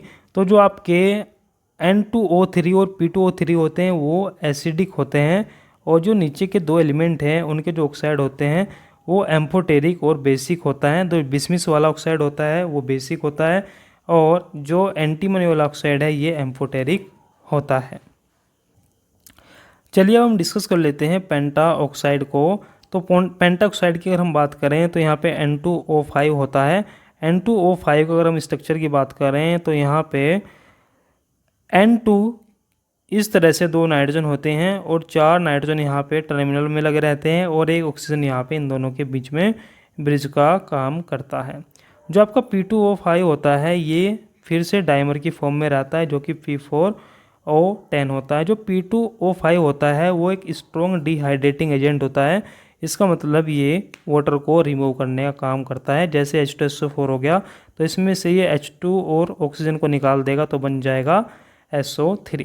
तो जो आपका P2O5 होता है फॉस्फोरस पेंटाऑक्साइड होता है ये एक डिहाइड्रेटिंग एजेंट का काम करता है। जैसे अगर इसकी रिएक्शन कराई जाए HNO3 से तो ये देता है N2O5। अगर सेलुलोज से इसकी रिएक्शन करा दे तो ये कार्बन देता है और अगर अमाइड से इसकी रिएक्शन कराएं तो ये हमें देता है साइनाइड। अगर हम P2O5 की रिएक्शन कराएं वाटर के साथ तो ये हमको H3PO4 देता है। और अब हम बात कर लेते हैं स्ट्रक्चर ऑफ P4O10 की। तो इसका स्ट्रक्चर कुछ इस तरह से होता है जिसमें 4 ऑक्सीजन टर्मिनल फॉर्म में लगे होते हैं और 6 ऑक्सीजन ब्रिज फॉर्म में यहाँ पे प्रेजेंट होते हैं। चलिए अब हम कुछ और अदर ऑक्साइड देख लेते हैं नाइट्रोजन के। जैसे इसका एक ऑक्साइड हो गया NO2, इसको हम नाइट्रोजन डाइऑक्साइड बोलते हैं। तो ये एग्जिस्ट करता है एज N2O4। जो आपका NO2 होता है वो N2O4 की फॉर्म में रहता है सॉलिड स्टेट में। N2O4 is a equilibrium with NO2 at 22 degree centigrade. तो जब आपका N2O4 होता है वो इक्विलिब्रियम में रहता है NO2 के साथ। जब इसको हम 22 डिग्री सेल्सियस पे रखते हैं जो आपका N2O4 होता है वो कलरलेस होता है और NO2 आपका ब्राउन गैस होती है। अगर हम स्ट्रक्चर देखें NO2 का तो इसका स्ट्रक्चर कुछ इस तरह से लाई करता है और यहाँ पे जो हाइब्रिडाइजेशन होती है वो sp2 होती है और ये पैरामैग्नेटिक होता है। NO2 यहाँ पे पैरामैग्नेटिक होता है क्योंकि इसके पास एक अनपेयर्ड इलेक्ट्रॉन होता है, इसलिए ये कलर्ड होता है और इसका कलर क्या होता है, ब्राउन कलर। अगर हम बात करें जो N2O4 होता है वो NO2 का ही एक डाइमर होता है जो इस फॉर्म में रहता है। यहाँ पे जो ऑक्टेट होता है नाइट्रोजन का वो कंप्लीट होता है, इसलिए डायमैग्नेटिक होता है और ये यहाँ पे कलरलेस होता है। चलिए अगर हम नेक्स्ट ऑक्साइड देखें यहाँ पे तो नेक्स्ट ऑक्साइड है जो नाइट्रोजन का वो है आपका N2O। जो आपका N2O होता है ये कलरलेस होता है और ये गैस किस फॉर्म में रहता है और इसको हम लाफिंग गैस भी बोलते हैं। तो आपसे ये भी आपके एग्जाम में पूछा जा सकता है कि कौन सा लाफिंग गैस होता है। तो लाफिंग गैस हमारा क्या है, N2O। अगर हम बात करें इसका स्मॉल अमाउंट हो तो ये एंटीसेप्टिक का काम करता है और अगर हम इसे हाई टेम्परेचर पे ले जाए तो ये डिकम्पोज हो जाता है N2NO2 में। अगर हम इसकी रिएक्शन कराते हैं मोल्टन एल्कली मेटल के साथ, अमाइड के साथ, तो ये हमको देता है अजाइड। जैसे यहाँ पे ये मोल्टन एल्कली अमाइड है और इसकी रिएक्शन कराते हैं N2O के साथ 200 डिग्री सेल्सियस पे तो ये हमको देता है एजाइड। तो यहाँ पे एक और इम्पोर्टेंट चीज़ ये है कि जो आपका N2O होता है उसको हम यूज़ करते हैं विप्ड क्रीम बॉम्ब में। तो ये भी आपके एग्ज़ाम में आपसे पूछा जा सकता है कि कौन सी गैस है जो विप्ड क्रीम बॉम्ब में काम आती है। तो ये होती है आपकी N2O गैस। अगर हम स्ट्रक्चर की बात करें N2O की, तो जो N2O का स्ट्रक्चर है वो कुछ इस फॉर्म में रहता है जो कि रेजोनेंस में रहता है। तो यहाँ पे जो ओवरऑल स्ट्रक्चर बनता है वो 1,3 डाईपोलर स्पीसीज बनता है, और जो 1,3 डाईपोलर स्पीसीज होती है वो एक्ट करती है एज अ पेरिसाइक्लिक रिएक्शन। तो यहाँ पे जो 1,3 डाईपोलर स्पीसीज होती है वो साइक्लो एडिशन रिएक्शन देती है पेरिसाइक्लिक केमिस्ट्री में। चलिए नेक्स्ट ऑक्साइड देख लेते हैं नाइट्रोजन का। तो ये है NO, और जो NO होता है ये ऑब्टेन कर सकते हैं by catalytic oxidation of ammonia. अगर आप अमोनिया का कैटालिटिक ऑक्सीडेशन करते हैं तो आपको NO मिलता है। इसके लिए टेम्परेचर है वो 572 से 900 डिग्री सेंटीग्रेड तक होता है, और यहाँ पे जो कैटलिस्ट यूज़ करते हैं वो होता है आपका प्लेटिनम। अगर हम यहाँ पे इसकी प्रॉपर्टीज़ देखें तो जो आपको NO गैस होता है ये कलरलेस गैस होती है, which readily combine with O2 to form NO2 gas. और जो आपका NO2 गैस होता है वो ब्राउन कलर का होता है, क्योंकि जो NO2 होता है वो पैरामैग्नेटिक होता है। तो जैसे ही इसकी रिएक्शन कराएंगे ऑक्सीजन के साथ हमें मिलेगा NO2, और it is neutral in character, both NO and NO2 are neutral, while NO2, N2O3, N2O5 are acidic in nature. जो आपका NO होता है वो डायरेक्टली कंबाइन करता है हैलोजन के साथ और हमको इस तरह की फॉर्म देता है। सपोज कीजिए यहाँ पे Cl2 होता तो ये हमको NOCl दे देता। तो जो आपका NO होता है वो डायरेक्टली रिएक्ट करता है, रिएक्शन देता है हैलाइड के साथ।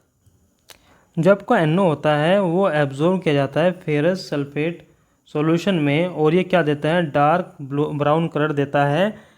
ये टेस्ट के लिए यूज़ होता है NO के लिए और NO3 नेगेटिव के लिए। जो ब्राउन कलर आता है इस कॉम्प्लेक्स में वो इसलिए आता है क्योंकि यहाँ पे फॉर्मेशन होती है कॉम्प्लेक्स की, और ये कॉम्प्लेक्स होता है FeH2O5 NO, और इसके ऊपर 2 पॉजिटिव चार्ज होता है।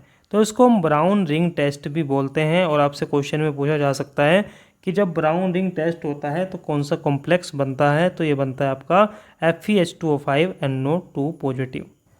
चलिए अब बात कर लेते हैं ऑक्सी एसिड की। तो ऑक्सी एसिड अगर हम देखें नाइट्रोजन के, तो सबसे पहला जो ऑक्सी एसिड है नाइट्रोजन का वो है HNO2, और ये एग्जिस्ट करता है in solution and very unstable. तो जो आपका ये नाइट्रस ऑक्साइड होता है HNO2 होता है, ये सॉल्यूशन में एग्जिस्ट करता है और ये बहुत ज़्यादा अनस्टेबल होता है, और ये एक वीक एसिड भी होता है।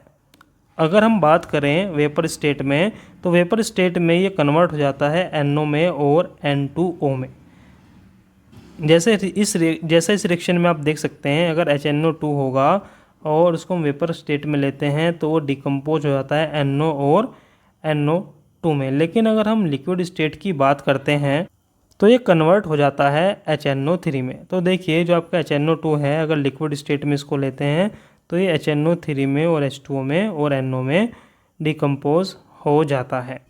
चलिए अब हम देख लेते हैं इसका स्ट्रक्चर। तो अगर स्ट्रक्चर की बात करें तो HNO2 का जो स्ट्रक्चर होता है वो कुछ इस तरह से होता है। यहाँ पे इसके ऊपर जो ऑक्सीडेशन स्टेट होती है वो होती है +3, और इसकी जो हाइब्रिडाइजेशन आती है वो होती है आपकी sp2, बिकॉज यहाँ पे एक लोन पेयर भी होता है, तो इसकी जो शेप आती है वो होती है बेंट। चलिए अब हम बात कर लेते हैं ऑक्सी एसिड ऑफ फॉस्फोरस। तो जो ऑक्सी एसिड है फॉस्फोरस के, उसको 1 बाय 1 हम डिस्कस करने वाले हैं। तो सबसे पहला जो ऑक्सी एसिड है वो H3PO2 है।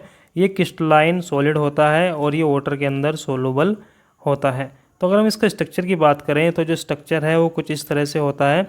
इसमें एक फॉस्फोरस एक डबल बॉन्ड के साथ बाइंड होता है ऑक्सीजन से, एक OH होता है और 2 बॉन्ड हाइड्रोजन से लगे होते हैं। तो यहाँ पे जो हाइब्रिडाइजेशन होती है वो होती है आपकी sp3, तो स्ट्रक्चर आता है टेट्राहेड्रल। और यहाँ पे अगर हम इसकी बेसिसिटी की बात करें तो ये मोनोबेसिक होता है, क्योंकि यहाँ पे एक OH ग्रुप लगा है और ये बिहेव करता है एज अ रिड्यूसिंग एजेंट। चलिए नेक्स्ट ऑक्सी एसिड की अगर हम बात करें तो नेक्स्ट ऑक्सी एसिड है यहाँ पे H3PO3, और ये क्या है, स्ट्रॉन्ग एसिड होता है। इसकी जो स्ट्रक्चर होती है वो भी टेट्राहेड्रल ही होती है, और ये डाइबेसिक होता है क्योंकि यहाँ पे 2 OH ग्रुप प्रेजेंट होते हैं। ये भी एक रिड्यूसिंग एजेंट की तरह बिहेव करता है। अगर हम बात करें H3PO4 की, तो यहाँ पे जो स्ट्रक्चर आता है वो फिर से टेट्राहेड्रल आता है, लेकिन यहाँ पे ट्राइबेसिक होता है और ये एक रिड्यूसिंग एजेंट नहीं होता है। अगर हम नेक्स्ट देखें ऑक्सी एसिड फॉस्फोरस का, तो इसका नाम है हाइपोफॉस्फोरिक एसिड और इसका जो फॉर्मूला होता है H4P2O6। तो यहाँ पे एक स्ट्रक्चर है ये, इसमें दोनों जो फॉस्फोरस होता है उनकी जो हाइब्रिडाइजेशन होती है वो sp3 आती है और जो स्ट्रक्चर होता है वो टेट्राहेड्रल होता है। इससे अगला जो फॉस्फोरस का जो ऑक्साइड है वो है H4P2O7 और यहाँ पे इस बार एक ऑक्सीजन ब्रिज का काम करता है दो फॉस्फोरस के बीच में, और यहाँ पे दोनों फॉस्फोरस की जो हाइब्रिडाइजेशन होती है वो होती है आपकी sp3 और ये टेट्रा बेसिक होता है क्योंकि यहाँ पे जो नंबर ऑफ OH ग्रुप है वो 4 हैं। चलिए ऑक्साइड के बाद हम देख लेते हैं नाइट्राइड। तो चलिए देख लेते हैं नाइट्राइड। सबसे पहला है सोल्ट लाइक नाइट्राइड, जैसे आपका Li3n हो गया, Ca3n2 हो गया।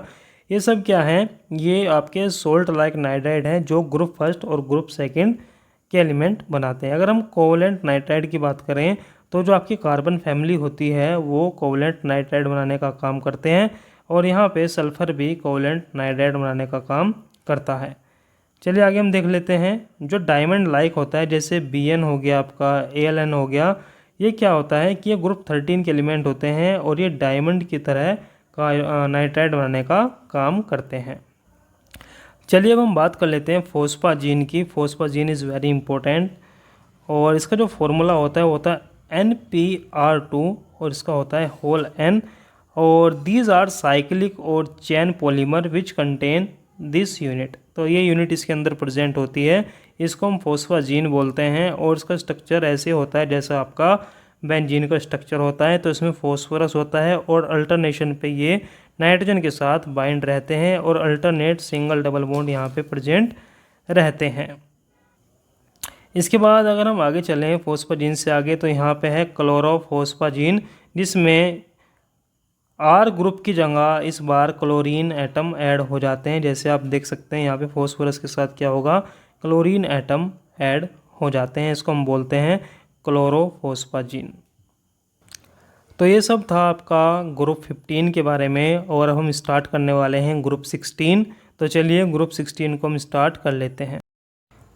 तो चलिए ग्रुप 16 की हम बात कर लेते हैं। ग्रुप 16 को हम ऑक्सीजन फैमिली भी बोलते हैं और जो आपका ग्रुप 16 है उसके अंदर जो एलिमेंट्स रखे गए हैं वो आपका oxygen, sulphur, selenium, tellurium and polonium.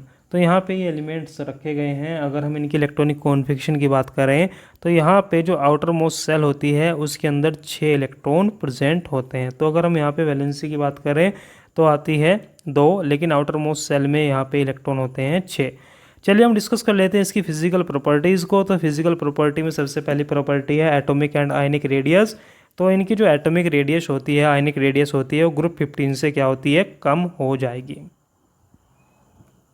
तो इनकी जो एटॉमिक और आयनिक रेडियस होगी वो ग्रुप 15 से कम होगी, क्योंकि यहाँ पे हम लेफ़्ट से राइट जा रहे हैं पीरियोडिक टेबल में, और जैसे ही लेफ़्ट से राइट जाते हैं पीरियोडिक टेबल में साइज डिक्रीज होना स्टार्ट हो जाता है। अगर हम बात करें आयनाइजेशन एनर्जी की, तो जो आयनाइजेशन एनर्जी होगी वो भी लेस होगी ग्रुप 15 के एलिमेंट से, क्योंकि यहाँ पे जो ग्रुप 15 के एलिमेंट्स होते थे उसमें P3 इलेक्ट्रॉनिक कॉन्फ़िगरेशन आती थी और वो हाफ फील्ड होती थी। लेकिन अगर हम ऑक्सीजन फैमिली की बात करें तो आउटर इलेक्ट्रॉनिक कॉन्फ़िगरेशन में P4 आता है और जो P4 सिस्टम होता है वो ना हाफ फील्ड है ना फुल फील्ड है। तो ये हाफ फील्ड होने के लिए एक इलेक्ट्रॉन ईजिली डोनेट कर देता है, इसलिए इसकी जो आयनाइजेशन एनर्जी होती है वो कम होती है। जैसे जैसे हम ग्रुप में ऊपर से नीचे जाते हैं तो ये आयनाइजेशन एनर्जी डिक्रीज होना स्टार्ट कर देती है। अगर हम बात करें नेक्स्ट फिजिकल प्रॉपर्टी की, जो कि है metallic and non metallic property, तो जो आपके ऑक्सीजन और सल्फर होते हैं वो नॉन मेटल्स होते हैं, जो आपके सेलेनियम और टेलिरियम होते हैं ये मेटलॉइड होते हैं और पोलियम आपका मेटल होता है। ये सिंपल क्यूबिक स्ट्रक्चर रखता है सॉलिड स्टेट में। चलिए हम बात कर लेते हैं नेक्स्ट फिजिकल प्रॉपर्टी की, वो है इलेक्ट्रोनेगेटिविटी। अगर हम इलेक्ट्रोनेगेटिविटी की बात करें तो इलेक्ट्रोनेगेटिविटी ग्रुप 16 के एलिमेंट की ग्रुप 15 के एलिमेंट से ज़्यादा होती है। जैसे जैसे हम ग्रुप में ऊपर से नीचे जाते हैं इलेक्ट्रोनेगेटिविटी डिक्रीज होना स्टार्ट हो जाती है। अगर हम बात करें इलेक्ट्रॉन एफिनिटी की, तो जो ऑक्सीजन की इलेक्ट्रॉन एफिनिटी है वो कम होती है, क्योंकि इसका साइज़ कम होता है और इजीली ये इलेक्ट्रॉन को एक्सेप्ट नहीं कर पाता है। इलेक्ट्रॉन एफिनिटी बोले तो इलेक्ट्रॉन एक्सेप्ट करने की टेंडेंसी। और यहाँ पे ऊपर से नीचे जाने पर भी ये टेंडेंसी डिक्रीज होती जाती है क्योंकि यहाँ पे साइज़ बड़ा होता चला जाता है। चलिए अब हम बात कर लेते हैं मॉलिक्यूलर स्टेट की। तो यहाँ पे जो आपका ऑक्सीजन होता है वो डाई एटॉमिक की फॉर्म में रहता है, बाकी के जो एलिमेंट्स हैं वो मोनो एटॉमिक फॉर्म में रहते हैं। अगर हम बात करें ऑक्सीडेशन स्टेट की, जो कि नेक्स्ट फिजिकल प्रॉपर्टी है, तो यहाँ पे ऑक्सीजन अलग अलग तरह की ऑक्सीडेशन स्टेट शो करता है। ये डिपेंड करता है कि ऑक्सीजन के साथ कौन सा एलिमेंट लगा है। जैसे यहाँ पे पोटेशियम लगा है तो इसकी जो ऑक्सीडेशन स्टेट आई वो आई -1/2। H2O2 में आती है -1, H2O में आती है -2। OF2 की अगर हम बात करें तो +2 आ जाती है, O2F2 में ये आती है आपकी +1। तो इस तरह से ये ऑक्सीडेशन स्टेट लाई करती है। और यहाँ पे जो ऑक्सीजन फैमिली के अदर मेंबर्स हैं वो +4 और +6 ऑक्सीडेशन स्टेट को भी शो करते हैं, लेकिन +4 वाला ज़्यादा स्टेबल माना जाता है +6 से because of inert pair effect. Inert pair effect होने की वजह से जो +4 ऑक्सीडेशन स्टेट होती है उसके अंदर स्टेबिलिटी ज़्यादा आती है एज़ कम्पेयर टू +6 से। तो यहाँ पे क्वेश्चन भी है, देख सकते हैं विच इज़ मोर स्टेबल। तो यहाँ पे अगर हम TeCl4 में देखें तो इसके ऊपर आएगा +4 चार्ज, यहाँ पे आएगा +6 चार्ज। तो जैसा हमने आपको बताया कि जो +4 चार्ज वाला होता है वो ज़्यादा स्टेबल होता है। चलिए हम बात कर लेते हैं केमिकल प्रॉपर्टी की। तो सबसे पहला जो केमिकल प्रॉपर्टी है वो है आपका फॉर्मेशन ऑफ हाइड्राइड। तो जो ग्रुप 16 के एलिमेंट्स होते हैं वो हाइड्राइड बनाते हैं और उनका फॉर्मूला होता है MH2। यहाँ पे जो M है ये आपका ऑक्सीजन फैमिली के एलिमेंट्स हो सकते हैं। अगर हम हाइड्राइड की बात करें तो बॉन्ड एंगल की अगर हम बात करें, अगर हम H2O से H2SC की तरफ जाते हैं, दिस इज H2O वाटर, अगर हम ऊपर से नीचे जाने पर ये जो बॉन्ड एंगल होता है वो डिक्रीज़ होता चला जाता है क्योंकि सेंट्रल एटम की इलेक्ट्रोनेगेटिविटी डिक्रीज़ हो जाती है। जैसा मैंने आपको पीछे बताया कि जो आपकी इलेक्ट्रोनेगेटिविटी होती है वो डायरेक्टली प्रोपोर्शनल होती है बॉन्ड एंगल से। जैसे जैसे इलेक्ट्रोनेगेटिविटी डिक्रीज़ होगी सेंट्रल एटम की, वैसे वैसे आपकी बॉन्ड एंगल भी कम हो जाता है। बॉइलिंग पॉइंट की अगर बात करें तो वाटर का जो बॉइलिंग पॉइंट है वो ज़्यादा होता है क्योंकि यहाँ पे हाइड्रोजन बॉन्डिंग होती है। जो आपका H2S होता है ये गैस होता है, इसका बॉइलिंग पॉइंट बहुत ही कम होता है। ऊपर से नीचे जाने पर भी आपका बॉइलिंग पॉइंट इंक्रीज़ हो जाता है क्योंकि यहाँ पे जो वंडरवाल फोर्स ऑफ अट्रैक्शन होता है वो इंक्रीज़ होने लगता है। अगर हम एसिडिक नेचर की बात करें तो ऊपर से नीचे जाने पर एसिडिक नेचर बढ़ता चला जाता है क्योंकि ऊपर से नीचे जाने पर साइज़ इंक्रीज होता चला जाता है ऑक्सीजन फैमिली के मेंबर्स का। तो हाइड्रोजन और इनके बीच में जो बॉन्डिंग है वो वीक होना स्टार्ट हो जाती है, इसलिए इजीली H पॉजिटिव आयन को देना स्टार्ट कर देते हैं। तो ऊपर से नीचे जाने पर एसिडिटी बढ़ती चली जाती है। अगर हम थर्मल स्टेबिलिटी की बात करें तो ऊपर से नीचे जाने पर जो थर्मल स्टेबिलिटी होती है वो हाइड्राइड की डिक्रीज़ होती चली जाती है क्योंकि यहाँ पे जो एलिमेंट्स हैं और हाइड्रोजन है उनके बीच में जो बॉन्डिंग है वो वीक होती चली जाती है, इसलिए इनकी थर्मल स्टेबिलिटी भी डिक्रीज़ हो जाती है। चलिए हम बात कर लेते हैं हैलाइड की। हमने ऊपर हाइड्राइड देखे ऑक्सीजन फैमिली के, अब हम डिस्कस करेंगे ऑक्सीजन फैमिली के हैलाइड। तो यहाँ पे हम देख सकते हैं these element form large number of halide, जैसे OF2 हो गया, ये एक एग्जांपल है। जैसे यहाँ पे अगर हम डिस्कस करें OF2 में सेंट्रल एटम ऑक्सीजन है क्योंकि ऑक्सीजन ज़्यादा कम इलेक्ट्रोनेगेटिव है फ्लोरीन से। अगर हम बात करें इसकी हाइब्रिडाइजेशन की तो sp3 आएगी और इसका स्ट्रक्चर आएगा बेंट। चलिए हम दूसरे एग्जांपल ले लेते हैं, जैसे OCl2 लेंगे तो इसमें भी सेम स्ट्रक्चर आएगा, बेंट आएगा और हाइब्रिडाइजेशन आपकी sp3 आने वाली है। अगर हम यहाँ पे क्लोरीन ले लें ऑक्सीजन के साथ ClO2 ले लें तब जो आपका स्ट्रक्चर आएगा तब भी बेंट ही आएगा और यहाँ पे एक कोऑर्डिनेट बॉन्ड भी बनता है। अगर हम बात करें Cl2O6 की तो Cl2O6 में एक प्रोक्साइड लिंकेज भी बनती है और यहाँ पे जो स्ट्रक्चर आता है वो भी आपका टेट्राहेड्रल ही आने वाला है, sp2 आने वाला है, तो प्लैनर स्ट्रक्चर यहाँ पे आएगा।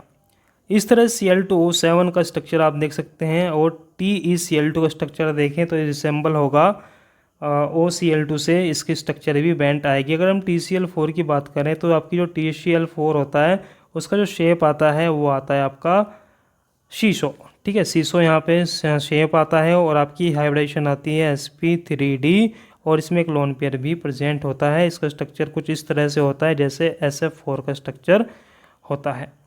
चलिए आगे हम डिस्कस कर लेते हैं। Which of the following do not exist, इसमें से कौन सा एग्जिस्ट नहीं करता है।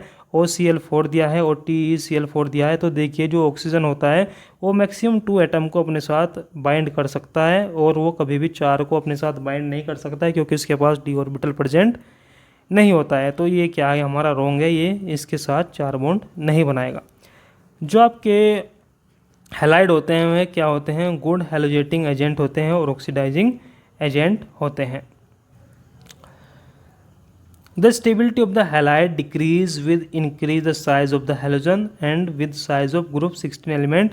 तो देखिए जैसे जैसे हैलाइड का साइज बढ़ता जाएगा वैसे वैसे स्टेबिलिटी डिक्रीज होती चली जाती है, क्योंकि बॉन्डिंग स्टेबल नहीं रहती है। चलिए हम बात कर लेते हैं ऑक्साइड की। हमने ऊपर हैलाइड देखे और हाइड्राइड देखे, अब हम बात कर लेते हैं ऑक्साइड की ग्रुप 16 के एलिमेंट की। तो देखिए सबसे पहला है SO2। तो SO2 की अगर हम बात करें तो सल्फ़र यहाँ पे सेंट्रल एटम है और कुछ इस तरह से यहाँ पे बॉन्डिंग होती है और स्ट्रक्चर आपका बेंट आता है और इस sp2 हाइब्रिडाइजेशन होती है और इसके पास एक लोन पेयर भी प्रेजेंट होता है।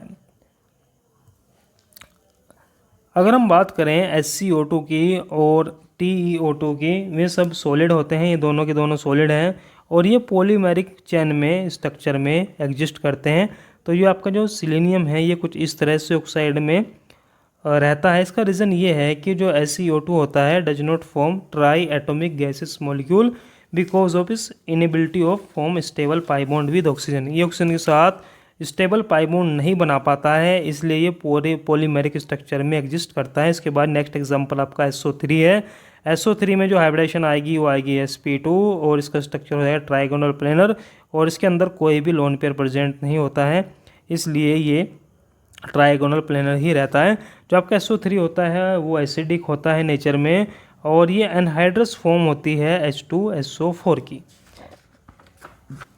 जो आपका H2SO4 होता है वो एक ऑक्सीडाइजिंग एजेंट होता है। अगर SO2 को हम वाटर के साथ रिएक्शन कराएं तो H2SO3 बन जाता है। जो आपका H2SO3 होता है ये स्ट्रॉन्ग रिड्यूसिंग एजेंट होता है। It get oxide by atmospheric oxygen to H2SO4। अगर इसका ऑक्सीडेशन करें तो ये ऑक्सीडाइज बन जाता है। अब बात कर लेते हैं ऑक्सी एसिड की। तो जो ऑक्सी एसिड है वो है आपका H2SO4 और इसको हम लार्ज स्केल पर कैसे बनाते हैं, कॉन्टैक्ट प्रोसेस से। हम क्या करते हैं, SO2 की रिएक्शन कराते हैं O2 के साथ और यहाँ पे वेनेडियम पेंटाऑक्साइड की प्रेजेंस में इसको रिएक्शन कराया जाता है, जिससे हमें मिलता है SO3 और SO3 से हम रिएक्शन कराएंगे जो पहले से ही प्रिपेयर H2SO4 होता है, जिससे हमें ओलियम मिलता है। ओलियम का फॉर्मूला होता है H2H2O7 और जैसे ही इसमें वाटर डाला जाता है तो हमें H2SO4 मिल जाता है। जो आपका H2SO4 होता है वो एक कलरलेस और विस्कस लिक्विड होता है और इसकी जो विस्कोसिटी होती है due to very strong hydrogen bonding present between H2SO4 molecule. तो जो आपका H2SO4 होता है उसके अंदर बहुत स्ट्रॉन्ग हाइड्रोजन बॉन्डिंग होते हैं, इसलिए ये विस्कस हो जाता है। जो आपका H2SO4 होता है वो स्ट्रॉन्ग एफिनिटी रखता है वाटर के लिए। जब इसकी रिएक्शन वाटर के या फिर किसी रिएक्टेंट के साथ की जाती है जिसके अंदर वाटर प्रेजेंट होता है तो उसको ये डिहाइड्रेट कर देता है, उसमें से वाटर का एलिमिनेशन कर देता है। जैसे इसकी रिएक्शन कराई हमने सुक्रोज के साथ, तो जो H2SO4 होता है यहाँ से वाटर के मॉलिक्यूल को डिहाइड्रेट करने का काम करता है और यहाँ पे हमें कार्बन मिलता है। चलिए हम डिस्कस करते हैं नेक्स्ट ऑक्सी एसिड। ये है आपका पायरोसल्फ्यूरिक एसिड और इसको हम ओलियम भी बोलते हैं, या फिर इसका फॉर्मूला देखें तो H2H2O7 होता है और ये इसका स्ट्रक्चर होता है जिसमें एक ऑक्सीजन यहाँ पे 2 सल्फर के बीच में ब्रिज का काम करती है। अगर हम इसकी बेसिसिटी की बात करें तो यहाँ पे इसकी बेसिसिटी 2 हो जाती है क्योंकि 2 OH ग्रुप लगा है। इसके बाद अगर हम बात करें नेक्स्ट ऑक्सो एसिड की तो इसको बोलते हैं कैरो एसिड और जो कैरो एसिड होती है इसका फॉर्मूला होता है H2SO5। अगर इसके स्ट्रक्चर की बात की जाए तो यहाँ पे एक OH ग्रुप लगाता हुआ है, 2 ऑक्सीजन लगे होते हैं और यहाँ पे एक पेरोक्साइड लिंकेज प्रेजेंट होती है। अगर हम बात करें मेसेल्स एसिड की तो इसका फॉर्मूला होता है H2H2O8 और इसमें यहाँ पे एक पेरोक्साइड लिंकेज होती है। इसके बाद बात कर लेते हैं थायोसल्फ्यूरिक एसिड की जिसका फॉर्मूला है H2H2O3 और ये आपके एग्ज़ाम में पूछा गया है, नेट के एग्ज़ाम में पूछा गया। What is the formula of thiosulphuric acid, या फिर ऑक्सीडेशन स्टेट पूछी गई थी सल्फर की, थायोसल्फ्यूरिक एसिड की क्या होती है। तो इसमें आती है आपकी +4। इसमें जो आपकी आएगी वो आएगी आपकी +4, सॉरी यहाँ पे आती है आपकी +2। यहाँ पे +2 आपकी ऑक्सीडेशन स्टेट आती है। इसके बाद हम डिस्कस करें डायथायोनिक एसिड, तो इसका फॉर्मूला होता है आपका H2S2O6 और यहाँ पे जो स्ट्रक्चर होता है वो कुछ इस तरह से होता है। अगर हम बात करें नाइट्राइड की, तो जो सल्फ़र का नाइट्राइड होता है वो होता है S4N4 और इसका जो स्ट्रक्चर होता है वो कुछ इस तरह से स्ट्रक्चर होता है और इस स्ट्रक्चर का नाम होता है। इसके जो डिफरेंट रेजोनेटिंग स्ट्रक्चर होते हैं वो हमें सजेस्ट करते हैं there is no bonding interaction between alternate sulfur atom due to which S4N4 has cradle like shape। चलिए अब हम डिस्कस कर लेते हैं ग्रुप 17 के एलिमेंट को, और ग्रुप 17 के एलिमेंट को हम हेलोजन फैमिली भी बोलते हैं। तो हेलोजन फैमिली में जो एलिमेंट्स रखे गए हैं वो है फ्लोरीन, क्लोरीन, ब्रोमीन, आयोडीन और एस्टेटीन। अगर हम इसकी इलेक्ट्रॉनिक कॉन्फिगरेशन की बात करें तो इनका जो आउटर मोस्ट सेल होता है उसके अंदर 7 इलेक्ट्रॉन्स होते हैं और इसको अपना ऑक्टेट कंप्लीट करने के लिए 1 इलेक्ट्रॉन की रिक्वायरमेंट होती है, इसलिए इनकी वैलेंसी होती है 1। चलिए आगे चल लेते हैं। फिजिकल प्रॉपर्टीज़ की अगर हम बात करें तो फिजिकल प्रॉपर्टीज़ में सबसे पहले आता है एटॉमिक एंड आयनिक रेडियाई। तो जो इनकी एटॉमिक और आयनिक रेडियाई होती है वो ग्रुप 16 से क्या होती है, लेस होती है। ऊपर से नीचे जाने पर इनकी एटॉमिक और आयनिक रेडियाई इंक्रीज हो जाती है। अगर हम बात करें आयनेशन एनर्जी, तो इनकी आयनेशन एनर्जी बहुत ज़्यादा हाई होती है बिकॉज ऑफ स्मॉल साइज होने की वजह से जो इलेक्ट्रॉन्स होते हैं वो न्यूक्लियस के ज़्यादा पास होते हैं, इसलिए हम इजीली इलेक्ट्रॉन वहाँ से रिमूव नहीं कर सकते। अगर हम बात करें ऊपर से नीचे जाने के ग्रुप में, तो जैसे हम फ्लोरीन से आयोडीन की तरफ जाएंगे तो आपकी जो आयनेशन एनर्जी होगी वो डिक्रीज़ हो जाएगी। इलेक्ट्रोनेगेटिविटी की बात करें तो ग्रुप 16 से इसकी इलेक्ट्रोनेगेटिविटी ज़्यादा होती है क्योंकि इनका स्मॉलर साइज होता है। On moving down the group from fluorine to iodine the electronegativity decrease. जैसे हम फ्लोरीन से आयोडीन की तरफ जाते हैं जो इलेक्ट्रोनेगेटिविटी होती है वो डिक्रीज होती चली जाती है, और जो ऑर्डर है आपके इलेक्ट्रोनेगेटिविटी का वो ये होता है फ्लोरीन की सबसे ज़्यादा, क्लोरीन की कम, उसके बाद ब्रोमीन की और उसके बाद आयोडीन की। अगर हम ऑर्डर देखें इलेक्ट्रोनेगेटिविटी का डिफरेंट एलिमेंट के, तो सबसे ज़्यादा इलेक्ट्रोनेगेटिविटी होती है पीरियोडिक टेबल में, वो होती है आपकी फ्लोरीन की, उसके बाद ऑक्सीजन की, उसके बाद क्लोरीन की, फिर नाइट्रोजन की और फिर सल्फर की। तो ये क्या है, हमारा इलेक्ट्रोनेगेटिविटी ऑर्डर है डिफरेंट एटम का। अगर हम इलेक्ट्रॉन एफिनिटी की बात करें तो जो क्लोरीन होता है पीरियोडिक टेबल में सबसे ज़्यादा इसकी इलेक्ट्रॉन एफिनिटी होती है, फिर फ्लोरीन की, फिर ब्रोमीन की और फिर आयोडीन की। जो फ्लोरीन है वो इलेक्ट्रोनेगेटिव एलिमेंट तो है लेकिन वो इलेक्ट्रॉन ईजिली एक्सेप्ट नहीं कर पाता है क्योंकि इसका साइज बहुत छोटा होता है, और इलेक्ट्रॉन गेन करने पर इसमें जो इलेक्ट्रॉन्स होते हैं उनमें रिपल्शन क्रिएट हो जाता है, इसलिए अनस्टेबल हो जाता है। अगर हम बात करें metallic and non metallic property की, तो जो आपका फ्लोरीन, क्लोरीन और ब्रोमीन है ये नॉन मेटल है, और जो आपका आयोडीन है ये मेटलॉइड है। ब्रोमीन ऐसा एक एलिमेंट है हेलोजन्स में जो लिक्विड फॉर्म में एग्जिस्ट करता है। अगर हम बात करें ऑक्सीडेशन स्टेट की, तो जो फ्लोरीन है वो हमेशा -1 ऑक्सीडेशन स्टेट शो करेगा क्योंकि ये सबसे ज़्यादा इलेक्ट्रोनेगेटिव एलिमेंट है।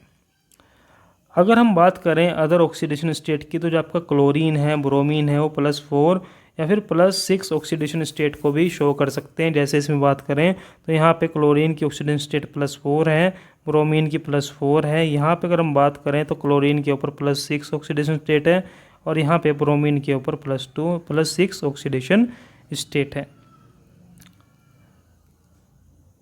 चलिए नेक्स्ट प्रॉपर्टी हम डिस्कस कर लेते हैं ऑक्सीडाइजिंग पावर। तो ऑक्सीडाइजिंग पावर की अगर हम बात करें तो जो हैलोजन्स होती हैं वो सभी की सभी ऑक्सीडाइजिंग एजेंट हैं, इसलिए वे हाई रिडक्शन पोटेंशियल रखते हैं या फिर लो ऑक्सीडेशन पोटेंशियल रखते हैं। देखिए रिडक्शन पोटेंशियल क्या होता है, it is measure the ability of an element to get reduce. तो एक एलिमेंट खुद को कितना ज़्यादा रिड्यूस कर सकता है उसको उसका रिडक्शन पोटेंशियल कहते हैं। चलिए अब हम डिस्कस कर लेते हैं केमिकल प्रॉपर्टीज़ को। तो सबसे पहले जो केमिकल प्रॉपर्टी है वो है रिएक्टिविटी ऑफ हैलोजन्स। तो अगर हम बात करें हैलोजन की रिएक्टिविटी की, तो जो रिएक्टिविटी होती है वो 2 चीज़ों पे डिपेंड करती है। पहला है bond dissociation energy of halogen bond. तो जो यहाँ पे हैलोजन बॉन्ड होता है बिटवीन क्लोरीन एंड क्लोरीन वो ज़्यादा स्टेबल माना जाता है या फिर उसको ज़्यादा डिसोसिएशन एनर्जी हमको रिक्वायर होगी। जो फ्लोरीन होगा उसको कम होगी एज़ कम्पेयर टू क्लोरीन के। और सबसे कम जो चाहिए एनर्जी बॉन्ड डिसोसिएशन के लिए वो I2 को चाहिए। जो आपका F2 है, due to 6 lone pair repulsion very much bond gets weaks. अगर हम फ्लोरीन की बात करें तो ये छोटे साइज़ का होता है, 6 लोन पेयर यहाँ पे प्रेजेंट होते हैं, इसलिए ये बहुत ज़्यादा अनस्टेबल हो जाता है। बहुत ज़्यादा अनस्टेबल होने की वजह से ये बॉन्ड जल्दी से टूट जाते हैं, इसलिए इसको लेस अमाउंट चाहिए एनर्जी का बॉन्ड डिसोशिएट करने के लिए। अगर हम इलेक्ट्रॉन एफिनिटी की बात करें तो इलेक्ट्रॉन एफिनिटी सबसे ज़्यादा क्लोरीन की होती है, फिर फ्लोरीन की, फिर ब्रोमीन की और फिर आयोडीन की। अगर हम बात करें फ्लोरीन की तो ये बहुत ज़्यादा रिएक्टिव होता है अदर एटम से। रिएक्टिविटी ऑर्डर की बात करें तो फ्लोरीन सबसे ज़्यादा रिएक्टिव, उसके बाद क्लोरीन, फिर ब्रोमीन और फिर आयोडीन। अगर हम नेक्स्ट प्रॉपर्टी की बात करें तो नेक्स्ट केमिकल प्रॉपर्टी है फॉर्मेशन ऑफ हाइड्राइड। तो जो आपके हैलोजन्स होते हैं वो हाइड्राइड बनाते हैं। तो देख लेते हैं हाइड्राइड कैसे बनाते हैं। जैसे आपका HF हो गया, HCl, HBr और HI हो गया। तो ये एक HF जो होता है वोलाटाइल लिक्विड होता है, और जो वोलाटाइल चीज़ें होती हैं उनका बॉइलिंग पॉइंट बहुत ही ज़्यादा होता है। दूसरी बात यह है कि जो HF होता है उसमें हाइड्रोजन बॉन्डिंग होती है, इसलिए इसका बॉइलिंग पॉइंट ज़्यादा होता है। तो जो आपका HF है वो वोलेटाइल लिक्विड है, लेकिन बाकी सब यहाँ पे गैसेस होती है। अगर हम बॉइलिंग पॉइंट की बात करें तो HF का सबसे ज़्यादा, उसके बाद HI का, फिर HBr का और फिर HCl का, क्योंकि यहाँ पे वंडर वाल फोर्स ऑफ अट्रैक्शन बढ़ जाता है। अगर हम एसिडिक नेचर देखें तो एसिडिक नेचर ऊपर से नीचे जाने पर बढ़ता है, क्योंकि यहाँ पे साइज में डिफरेंस आना स्टार्ट हो जाता है। तो सबसे ज़्यादा अगर एसिडिटी की बात करें तो वो होगा आपका HI सबसे ज़्यादा एसिडिक, उसके बाद HBr, फिर HCl और फिर HF। तो this is the order of acidic nature. सबसे ज़्यादा जो एसिडिक होता है वो HI होता है, फिर HBr, फिर HCl और फिर HF। अगर हम बात करें रिड्यूसिंग नेचर की तो जो HI होता है वो सबसे ज़्यादा स्ट्रॉन्ग रिड्यूसिंग एजेंट माना जाता है, क्योंकि ये ईजिली H को रिलीज़ कर देता है।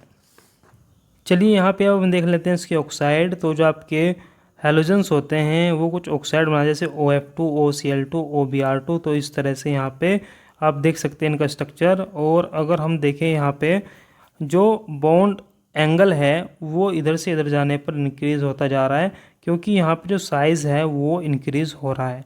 जैसे साइज़ इंक्रीज़ होता है वैसे वैसे हमारा रिपल्शन क्रिएट होती है, और जैसे जैसे रिपल्शन क्रिएट होती है बॉन्ड एंगल इंक्रीज़ हो जाता है। चलिए हम यहाँ पे कुछ डिस्कस कर लेते हैं स्ट्रक्चर ऑफ ऑक्सी एसिड, जैसे IO4 नेगेटिव या फिर IO6 नेगेटिव। इसका हम यहाँ पे कुछ स्ट्रक्चर हैं जिनको हम देखेंगे कि इनका स्ट्रक्चर क्या आता है। तो चलिए सबसे पहला स्ट्रक्चर देख लें IO4 नेगेटिव का। तो यहाँ पे जो ऑक्सीजन है उसके पास, जो आयोडीन है उसके पास 7 इलेक्ट्रॉन्स होते हैं, और एक उसके ऊपर नेगेटिव चार्ज है, तो टोटल हो जाएंगे यहाँ पे 8। यहाँ पे एक d ऑर्बिटल वैकेंट होगा जिसमें इलेक्ट्रॉन ट्रांसफ़र या फिर एक्साइटेड स्टेट में चले जाएंगे। उसके बाद जो आपकी हाइब्रिडेशन आएगी वो आएगी आपकी sp3, और इसका जो स्ट्रक्चर आएगा वो आएगा आपका टेट्राहेड्रल। इसी तरह से अगर हम बात करें IO6 नेगेटिव की, उसका स्ट्रक्चर आता है यहाँ पे sp3d2 के स्क्वायर बाईपिरामिडल या फिर ऑक्टाहेड्रल। अगर हम स्ट्रक्चर की बात करें H5IO6 की, तो इसका जो स्ट्रक्चर आता है वो स्क्वायर बाईपिरामिडल आता है या फिर ऑक्टाहेड्रल आता है, और इसमें 4 OH ग्रुप प्रेजेंट होते हैं। चलिए अब हम देख लेते हैं स्यूडो हैलोजन, और इनको हम स्यूडो हैलाइड भी बोलते हैं। तो जो स्यूडो हैलोजन या फिर हैलाइड होते हैं ये वे स्पीसीज होते हैं जो रिसेंबल होते हैं अ प्रॉपर्टी लाइक हैलोजन, जिनकी प्रॉपर्टी हैलोजन की तरह होती है। तो कुछ एग्जांपल होते हैं, जैसे आपका साइनाइड हो गया, साइनेट हो गया, या फिर आपका थायोसाइनेट एजाइड हो गया। ये सब रिसेंबल होते हैं। इनकी जो प्रॉपर्टी होती है वो सेम होती है जैसे हैलोजन की होती है, तो इनको हम स्यूडो हैलोजन भी बोलते हैं। चलिए आगे चलते हैं। अब डिस्कस कर लेते हैं हम ग्रुप 18 के एलिमेंट को, और ग्रुप 18 के एलिमेंट को हम नोबल गैस फैमिली भी बोलते हैं। तो जो नोबल गैस होती है वो ज़्यादा रिएक्शन नहीं देती है, तो उनकी जो ज़्यादा केमिस्ट्री है वो भी डिटेल में देखने को नहीं मिलती है। चलिए अगर हम बात करें एलिमेंट्स की नोबल गैसेस में, तो आपकी हीलियम है, नियोन है, आर्गन है, क्रिप्टन है, जिनोन है और रेडोन है। तो यहाँ पे इनकी इलेक्ट्रॉनिक कॉन्फ़िगरेशन होता है, और इनका जो ऑक्टेट होता है वो कंप्लीट होता है। इसका मतलब ये है कि आउटर मोस्ट सेल में इनके पास 8 इलेक्ट्रॉन प्रेजेंट होते हैं। चलिए आगे देख लेते हैं इसकी कुछ फिजिकल प्रॉपर्टी। तो सबसे पहले जो फिजिकल प्रॉपर्टी है वो है हमारी लिक्विफिकेशन।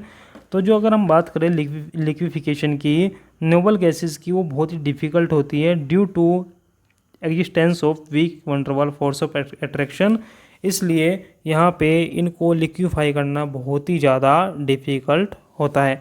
दूसरी बात ये भी है कि पीरियोडिक टेबल में इनका साइज़ सबसे छोटा होता है और ये इनर्ट होती हैं।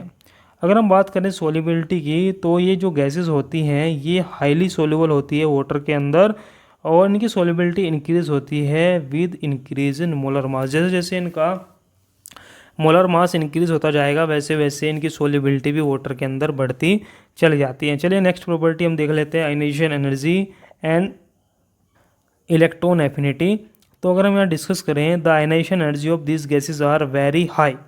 तो जो इसकी आयनाइजेशन एनर्जी होती है बहुत ज़्यादा हाई होती है, क्योंकि इलेक्ट्रॉन निकालना बहुत मुश्किल होता है, क्योंकि इनका जो ऑक्टेट होता है वो कंप्लीट भरा होता है। अगर हम हीलियम से जिनोन की तरफ जाते हैं तो इनकी इलेक्ट्रॉन एफिनिटी 0 होती है ना। तो आगे अब हम देख लेते हैं कंपाउंड ऑफ नोबल गैस। तो जो नोबल गैस होती हैं, the compound of noble gases can be classified as compound known before 1962। तो वे जो कॉम्प्लेक्स 90 या फिर जो कंपाउंड थे 1962 से पहले, वे आपके क्या थे, hydrate of noble gases. The hydrate of the noble gases are formed by the compressing the gas in water. Example के लिए आप देख सकते हैं xenon into 6H2O। The case of formation and stability of the hydrate increase with increase of atomic size of noble gases, that is from helium to xenon. इसलिए इसमें क्या होगा, जो जिनोन का हाइड्रेट होगा वो ज़्यादा स्टेबल होता है। तो यहाँ पे ज़्यादा कुछ केमिस्ट्री डिटेल में देखने को नहीं मिलती है इनर्ट गैसेस की, फिर भी यहाँ पे जो जिनोन होता है कुछ कॉम्प्लेक्स बनाता है, जैसे XCO2, XCO4, XCO2F2 और XCOF4। ये कुछ कंपाउंड्स हैं जो जिनोन बनाता है। तो ये हमारा पी ब्लॉक कंप्लीट हो गया है। तो अगर आपको ये वीडियो अच्छा लगा है तो चैनल को सब्सक्राइब कर लीजिए, वीडियो को लाइक कीजिए और वीडियो को शेयर कर दीजिए और जुड़े रहिए। So thanks for watching, good luck.